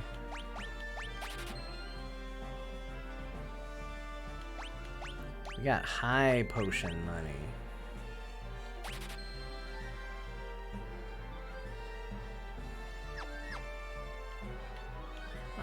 Alright, I am gonna go check on the baby and feed the baby.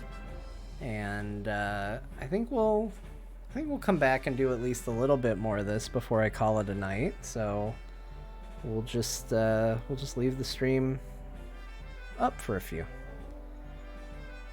Here we go. Be back in a little bit.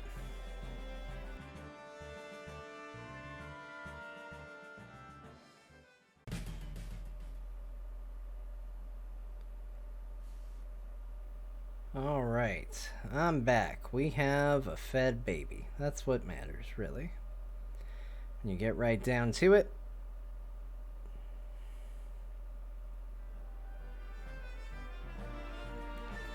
There's the baby. He's been fed. He's happy. And he's back asleep. More importantly, back to sleep baby is good. It's good for everybody. Alright, we got Galuf as a Red Mage now. That's also good. Good on you, Galuf. You did it.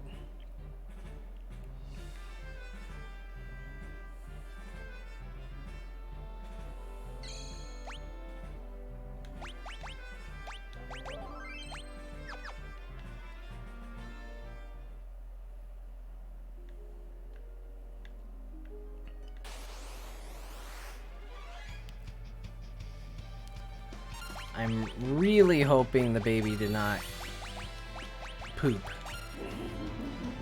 Because I went out there and the baby had gas tonight. This is everybody's favorite topic, by the way.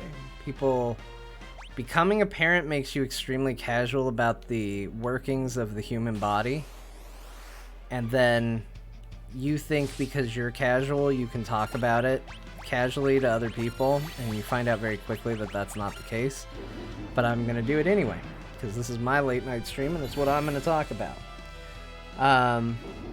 So anyway, like, the baby had gas tonight and it was bad. Like, when the baby has gas, he's ready to, it's an attack. And I went out there and I didn't hear a fart but I smelled the intensity of a fart. Which, usually if it's poop, it's not like a big intense thing like that, because usually you're just getting hit by it. I'm gonna feel very guilty if he pooped, because I'm technically leaving it for my wife if he did. Plus, I just don't want him sleeping in it all night. Like, that's not good. That's not fun. But I also don't want to wake him up to check. I do not want to have to put him back to bed for no reason. So, I think it's just a continuation of the gas. And that's what we're going to do.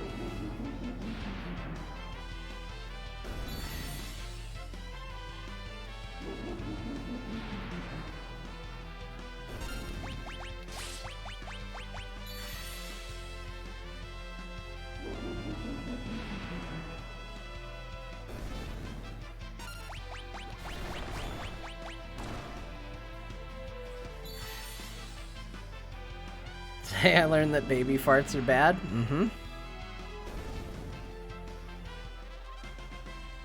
I mean, I only have the one. I don't know if I can say that that's a universal truth, but I'm fairly certain it is.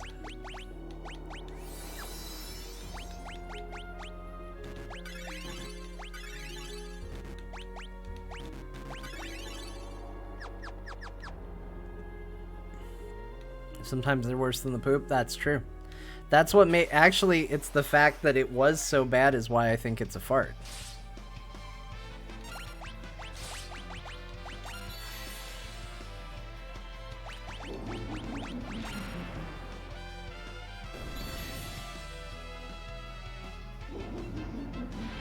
Like, the poop is usually like a...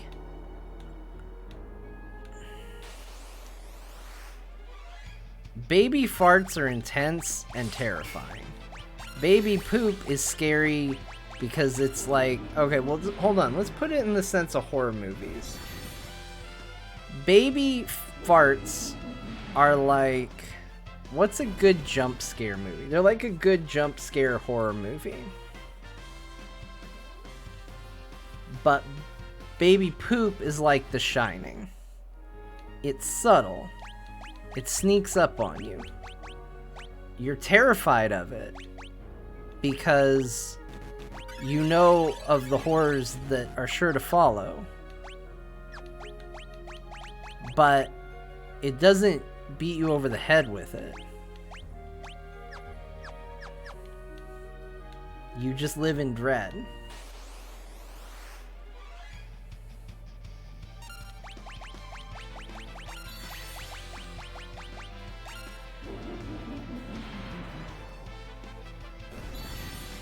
Oh yeah, yeah, and babies know. They know the best time for it. Like, it's always when that cannon is aimed at you.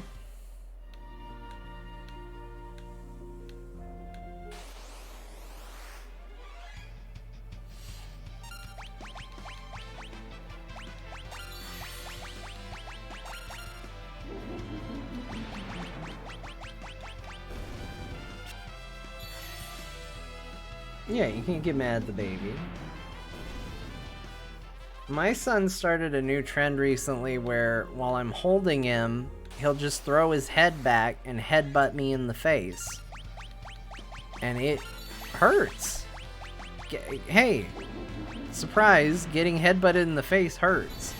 And he thinks it's hilarious. The second he hears me go, bah, or ow, or yell, he starts cracking up laughing. And you can't get mad at that. Like, how messed up is that? Somebody literally headbutts you intentionally and thinks it's funny, and you're not allowed to be mad about it.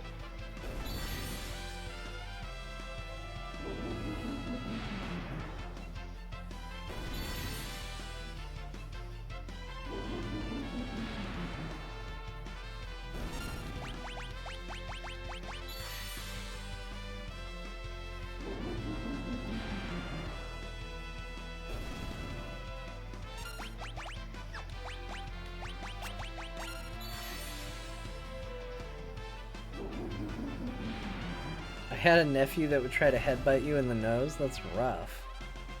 See, it's mean. Babies can be mean.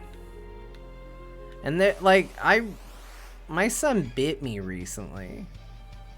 And I mean, to be fair, I kind of deserved it. I was putting my fingers in his mouth to see if teeth were coming in. But it's just something you don't think about. Like, if you have a puppy or a dog or a cat or, you know, a wild animal or something, you're like, oh, there's a decent chance I'm going to get bit by this wild animal. You don't really think about the fact that, like, a baby child is going to bite you.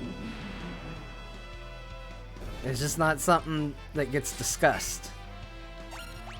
But it happened. It didn't make it any less real. And guess what? Baby teeth are tiny and sharp and fierce. He doesn't have many, but what he has is rough. Alright, Lena mastered dual wield. This is fantastic. I'm creating my dream character right now with Lena. Like, she's already almost there. Because, like, right now, if I make her... If I put her in Freelancer, I can do dual wielder,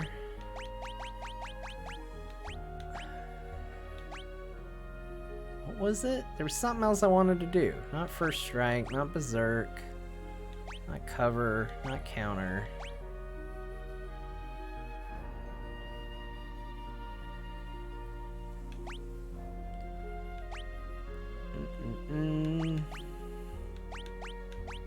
Maybe I was thinking of equip axes. Oh, I can double dual wield and just become General Grievous. I mean, counter would be really good.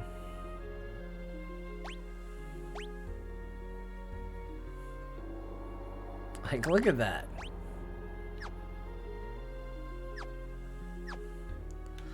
Real quick, I just want to see her fight something real fast in this new state. So we're going to have him use a golden needle, have her attack. Let's just see. Like, that's awesome. That's awesome damage. It's really good. I should make her a Mystic Knight so she can just be incredible.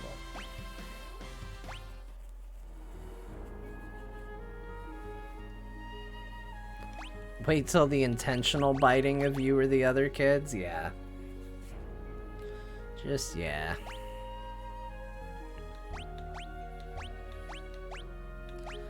Let's see.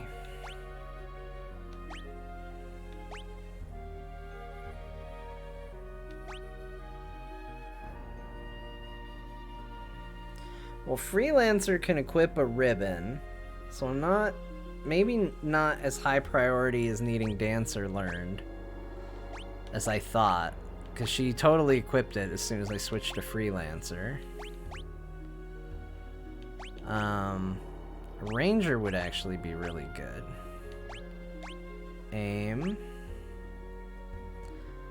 I don't know if I have any... What does aim even do? Hold on. Raise the accuracy of attacks.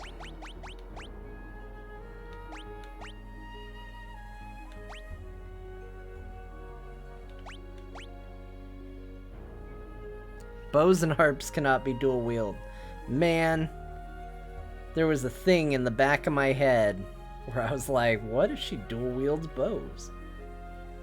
It'd be pretty cool. I guess counter would be pretty decent.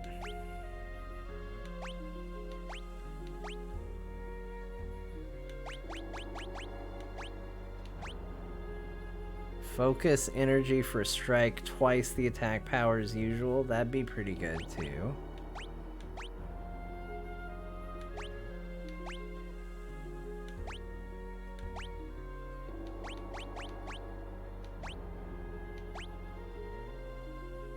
I think counter. Do counter for now. I don't have a good bow.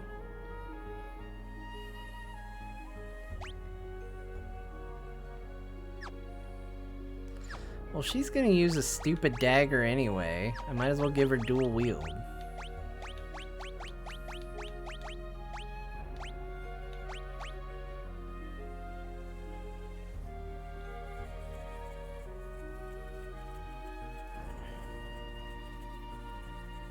Counter or first strike?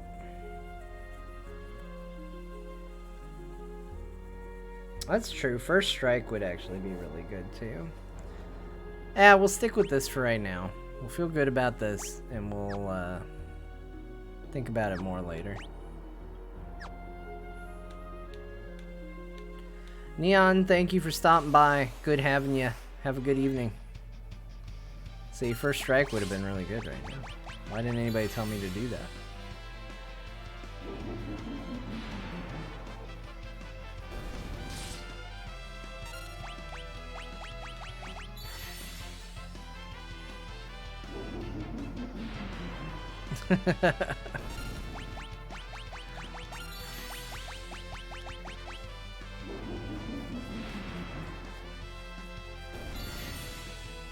Sorry, Sector 7, your advice was very good.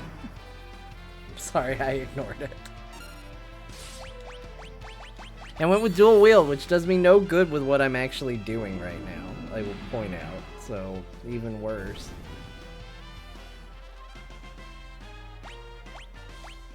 That's alright. I just want to get her... Let's get one more job level up, and then we'll go do a restock thing.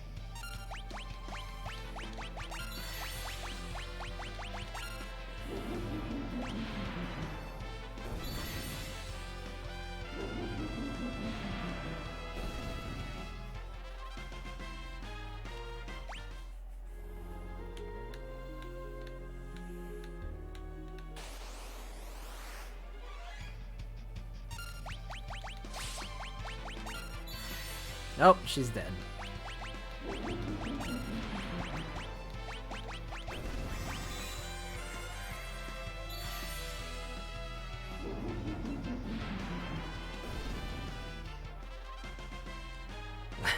Helena mastered animals.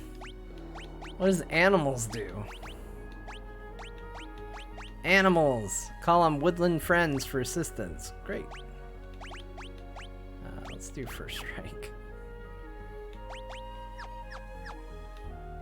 Animals!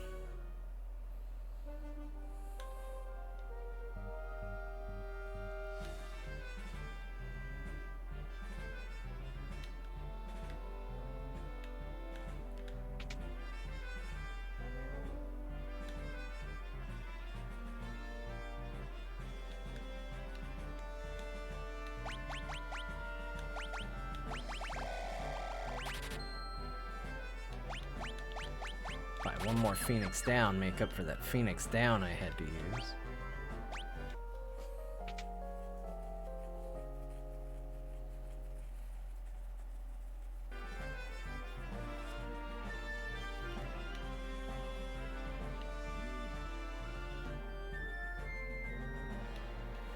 Man, poor little baby is zonked right now. I'm looking at him on the camera. He's just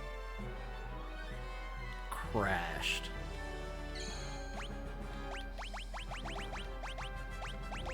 He usually kind of, after he wakes up for a little bit, like even if it's just to feed, he usually just kind of tosses and turns for a while. But he kind of just planted himself with his butt up in the air and has like since just spread out and just face down out.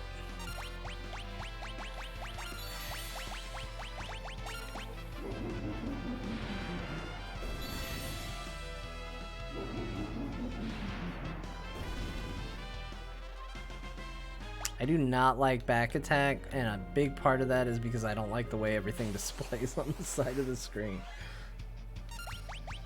It's like when you get a mirror map in like a racing game, like it's shocking how much that messes with you to just be someplace so familiar but it's just reversed.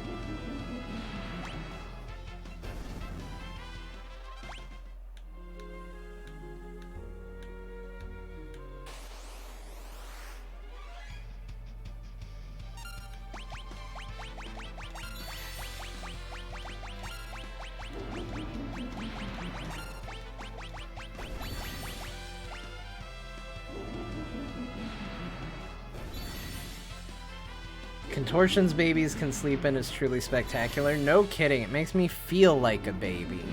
Because I look at what he's totally fine with. Oops, I wasted a golden needle. I look at what he's totally fine with. And like, meanwhile, if my pillow isn't adjusted just properly, I'm like, I couldn't sleep. My pillow wasn't where I wanted it.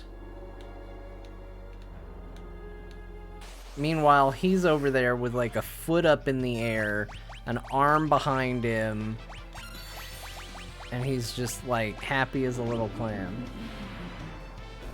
Yeah, not to mention the flexibility. I mean, that's the other thing.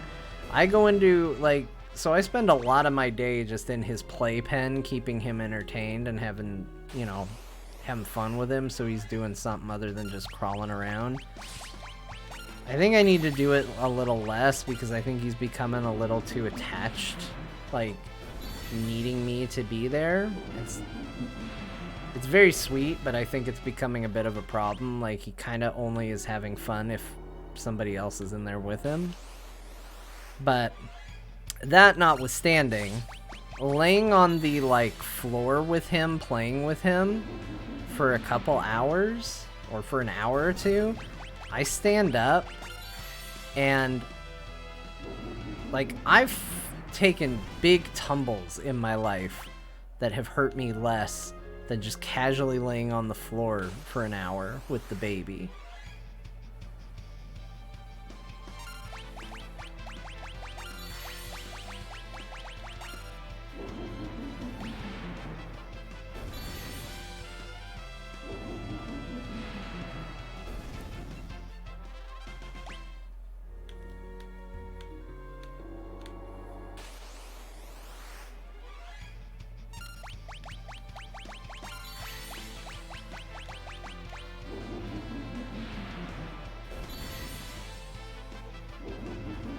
Although it is almost like he knew we were talking about him, because now he's fidgeting around. It's like, I'll show you, Dad. I'm not as asleep as you think.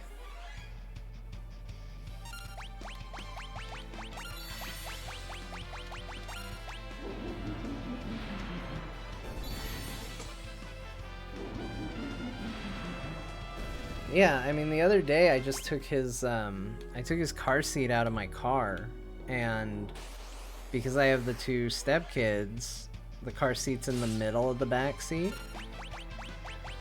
and just the like getting into the back to undo it and lift him and turn to get him out of the car, like, I hurt myself super bad for like 3 days. It was awful.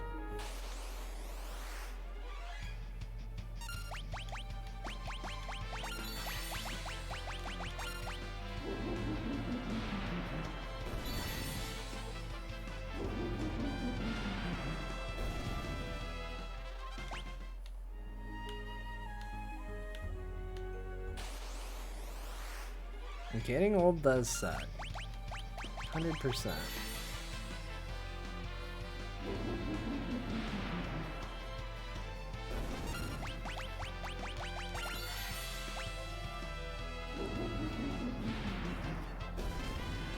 I will say, though, having kids around reminds you of how sucky being a kid is, though.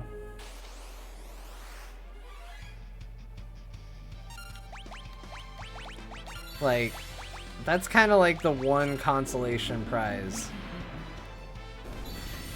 Is like, yeah, okay, I laid on the ground for 5 minutes and now I'm gonna hurt for 2.5 weeks. But at least I'm not a dumbass like you kids.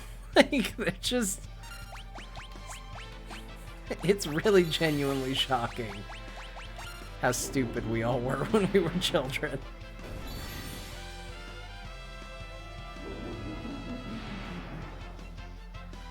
Yeah, I want to do, like, I need to take up yoga. Yoga really genuinely feels like, everybody talks about yoga in a way that made me just assume that it was like a super trendy thing and not actually the great thing that I hoped it would be. because everybody was just way into it and it just seemed obnoxious.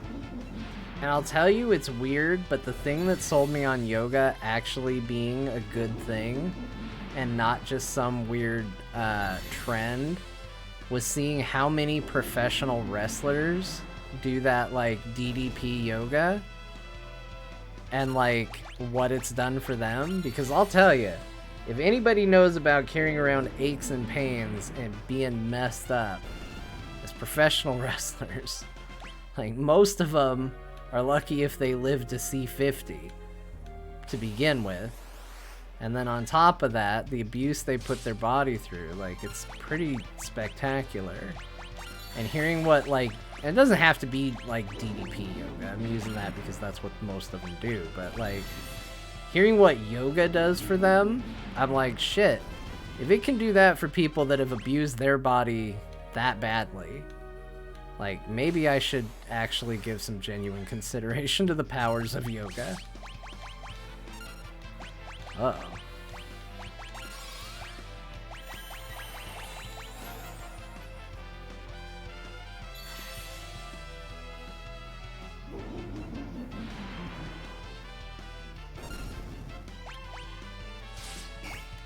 Hey, what happened? I thought I was all on board with the gold needle thing.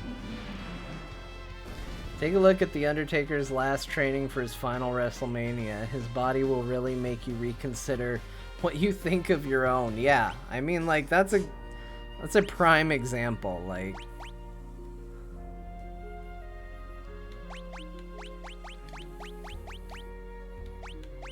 if something can help that guy, then I'm pretty sure it can help me. Like,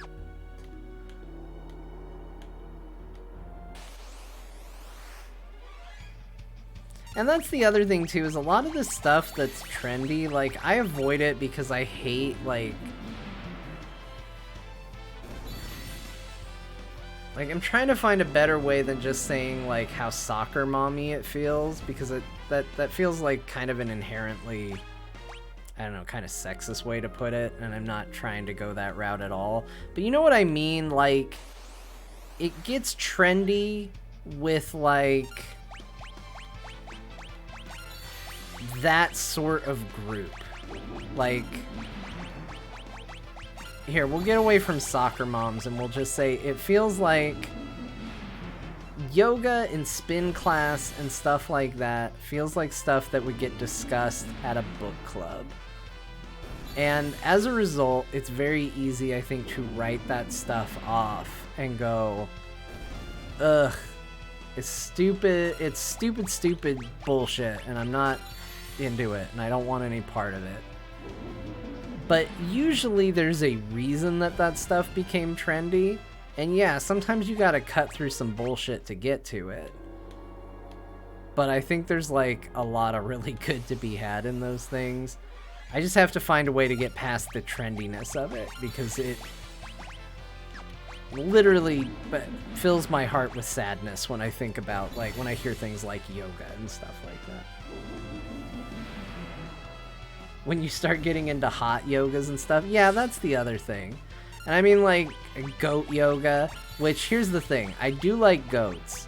So I'm not necessarily opposed to the idea of goat yoga, but it is a good still example of, like, some dumb shit that we've attached to something that causes this stereotype to exist.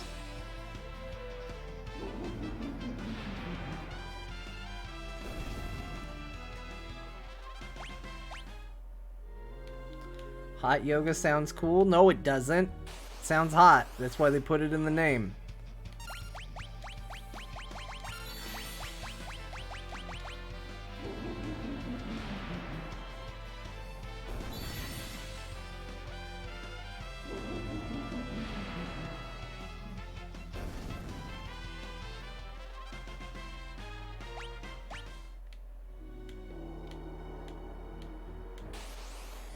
Yeah, I mean, like, look, I don't want to put a bunch of goats out of work or anything. I think goats are great. I'm just saying, like, that is the sort of thing.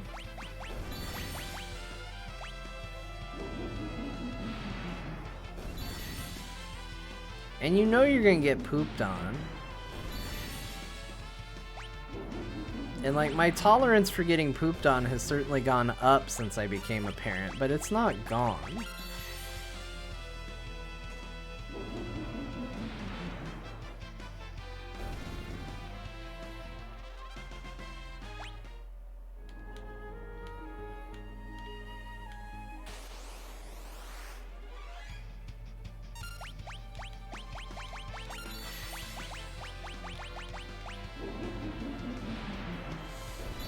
Goats have weird eyes, can't trust them. It's true, but baby goats are so cute.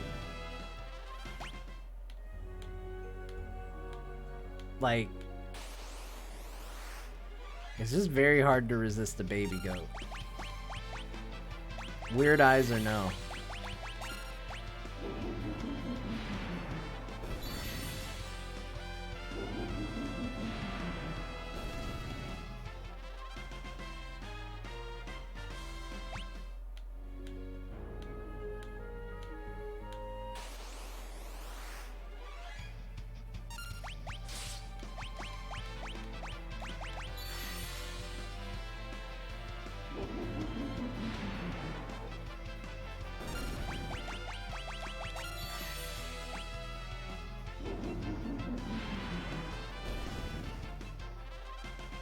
Ferris mastered dual wield. Did it. Job change. Mastered thief, mastered ninja. What else we got here? I feel like I want Ferris to be good at dancing. I want a dancer.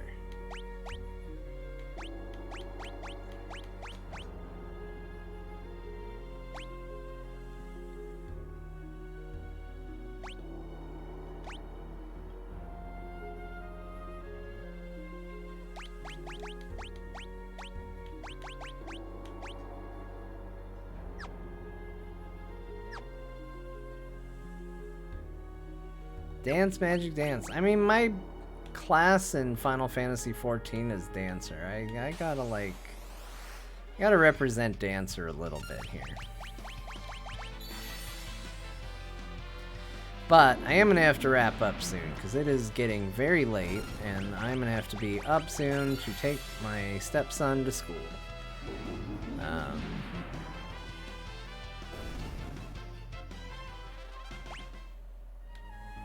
Which, I'm gonna say, as far as, like, chores go, to be honest, it is one of my favorite chores. Because it's like having to go to school. Except then you come right back home. It's like getting to do the thing you always wished you could do when you were a kid.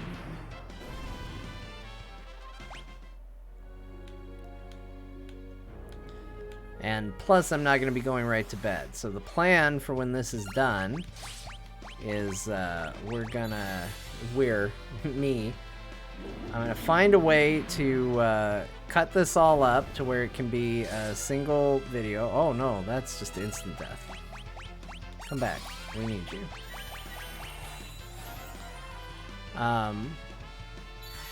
Get this all to be a single video without the break in the middle for feeding the baby.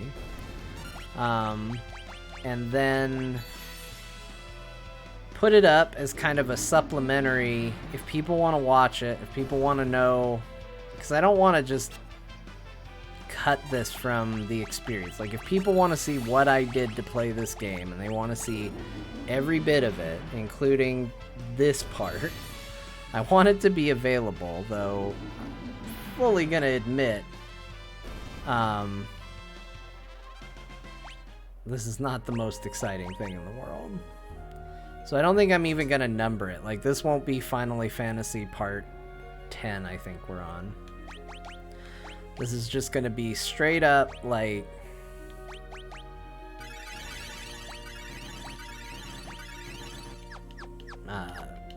supplemental. Find out how I cheated. It's not cheating, again, but it's It's a little bit cheating.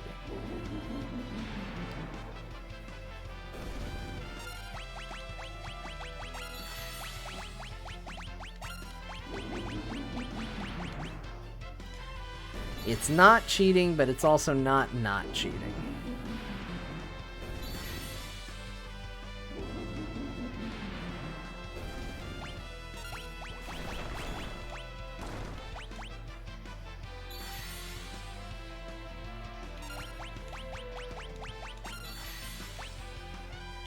And the conversations with kids on the way to school are kind of amazing. That's true. Ferris mastered flirt. What's flirt do?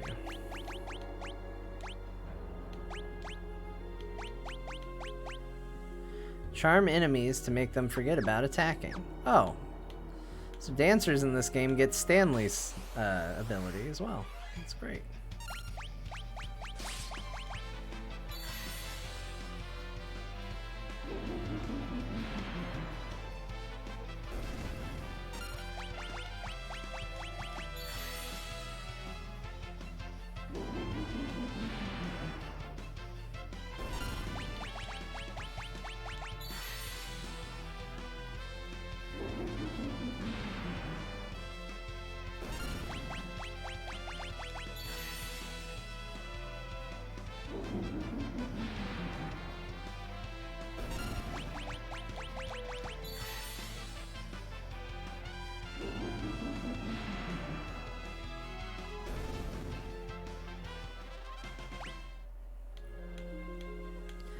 I think I'm gonna try and get, looks like Lena and Ferris are the two that are closest to getting new abilities, if I saw that right. Maybe try and get them topped off, and we'll call it a night at that point. I think Stanley might be my favorite character in the Waste campaign. I love his conflicts with Varel at times. Thank you. I agree. I am on the same page with all of that, because their dynamic is certainly fun. They definitely see the world very differently.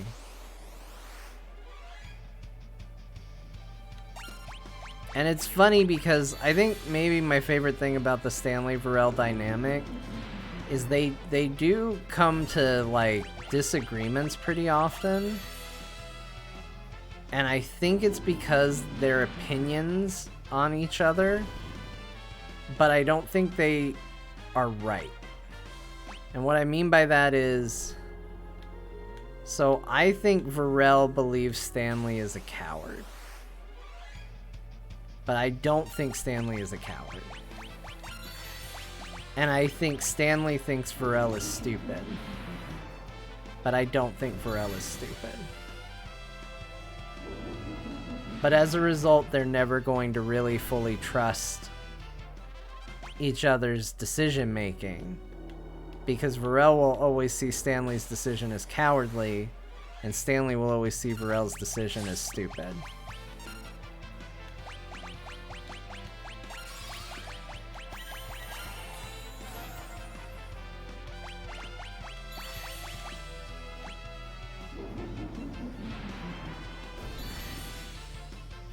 And maybe stupid is too harsh. Like, I don't mean it to be like... But reckless might be a better description for how he views him. Like... I think Varel sees himself as like, you know, I have had plans, and I have executed on these plans, and I have done well for the group, and I have succeeded for the group, even when you weren't always there. And so you should listen to me. And I think Stanley thinks Varel has had a history of making reckless decisions that have gotten them into trouble, and therefore writes it all off and doesn't see the good.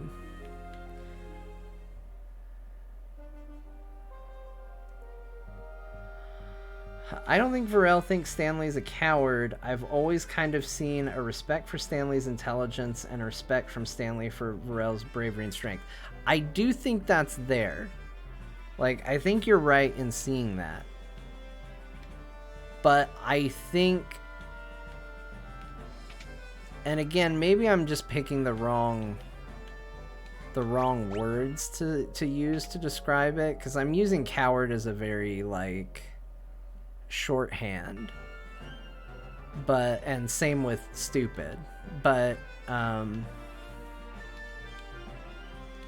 there's definitely respect there. Like, Stanley definitely knows, like, the one thing Stanley's not good at, because Stanley's stats are fantastic, but the one thing that Stanley is definitely not good at is he's not strong.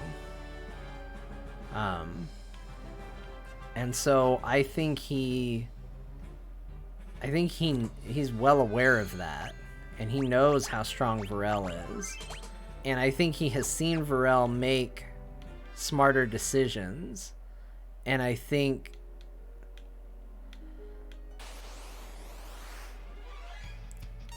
like a lot of relationships, it's complicated, right?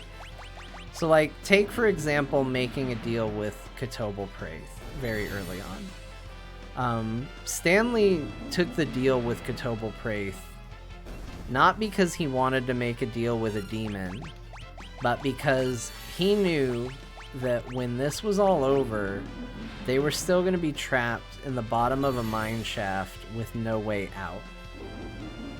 And he thought maybe if he agreed to help Kotoble Praith, that would secure them a way out. And it sort of did, and it sort of didn't.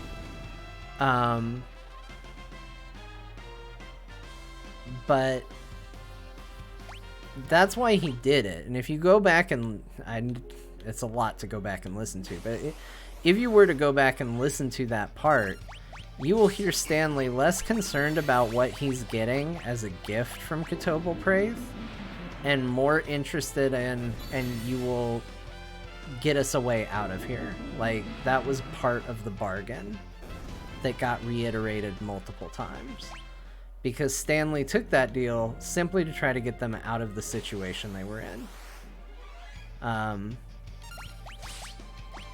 Kind of behind the scenes though, I don't know if Bo had accounted for a way for us to get out of there.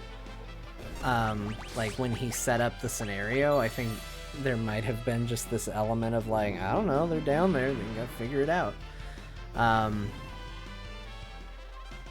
Which is part of the reason why I was so adamant about, hey, I want a way to get out of here.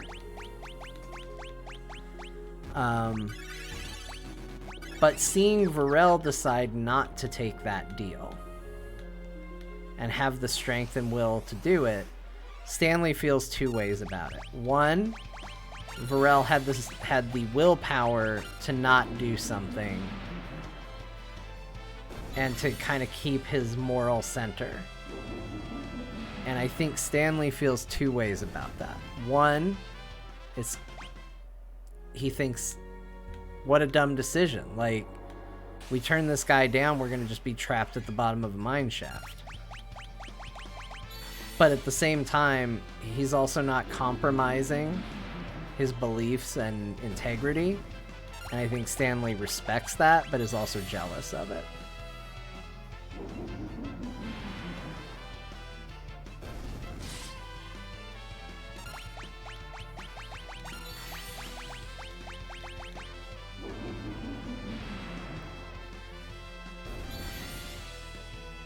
And I would also say I think Stanley wants to have his intelligence seen as bravery.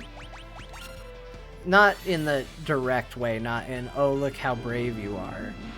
But when Stanley fast talks his way out of a situation, more often than not, Varel is like, there's no honor in what you did, Stanley. And I think it bums Stanley out that he, you know, if Varel jumps out of a window with a Cyclops and kills the Cyclops, everybody celebrates. But if Stanley talks his way out of a combat, very rarely are people like, wow, look at the amazing thing he did. More often than not, he gets kind of the opposite reaction from Varel, which is like, there's no honor in what you're doing, Stanley. And I think that's where what I mean by, like, his frustration is.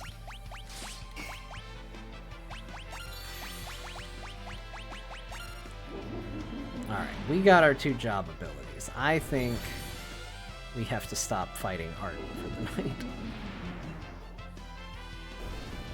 How are we doing on everything? Yeah, everybody's got about... Man, Galif's got a way to go. But, everybody's got about somewhere in the 300s to go. Which is pretty good.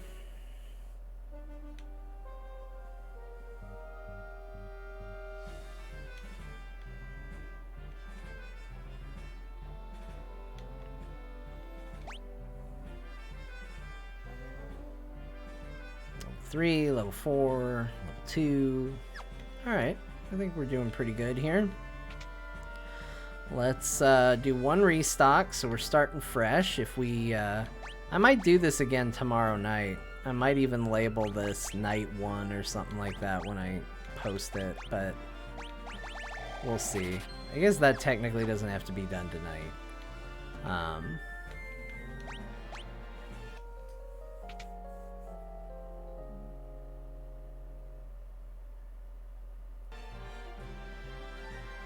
But we'll start fresh. We might do another night of this.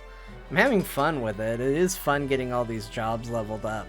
Although, I think the end result is probably going to be a lot of, like, playing as freelancer to be able to kind of pick what abilities I want. And bring over all those stats, because, like, that's the power of freelancer. You just bring over the stat bonuses from anything you've mastered. So it's kind of your OP job, but you have to master other jobs to power it up. And so I think that's the direction we're heading, and I just got to be smarter about which jobs I pick, because, like, mastering things so that I can use swords is only helpful at using swords then for that other job. Because freelancer gets to use everything, so it's the other stuff that is a little more useful to use. Anyway, that's neither here nor there. That's gonna be it. Maybe back tomorrow to do a little more power leveling, because I think this is cool. Thanks for hanging out and chatting, because that helps the time go by and it be a fun experience. So thank you everyone who stopped by, hung out, asked questions, chatted with me. I appreciate it, and we'll catch you later, everybody. Bye.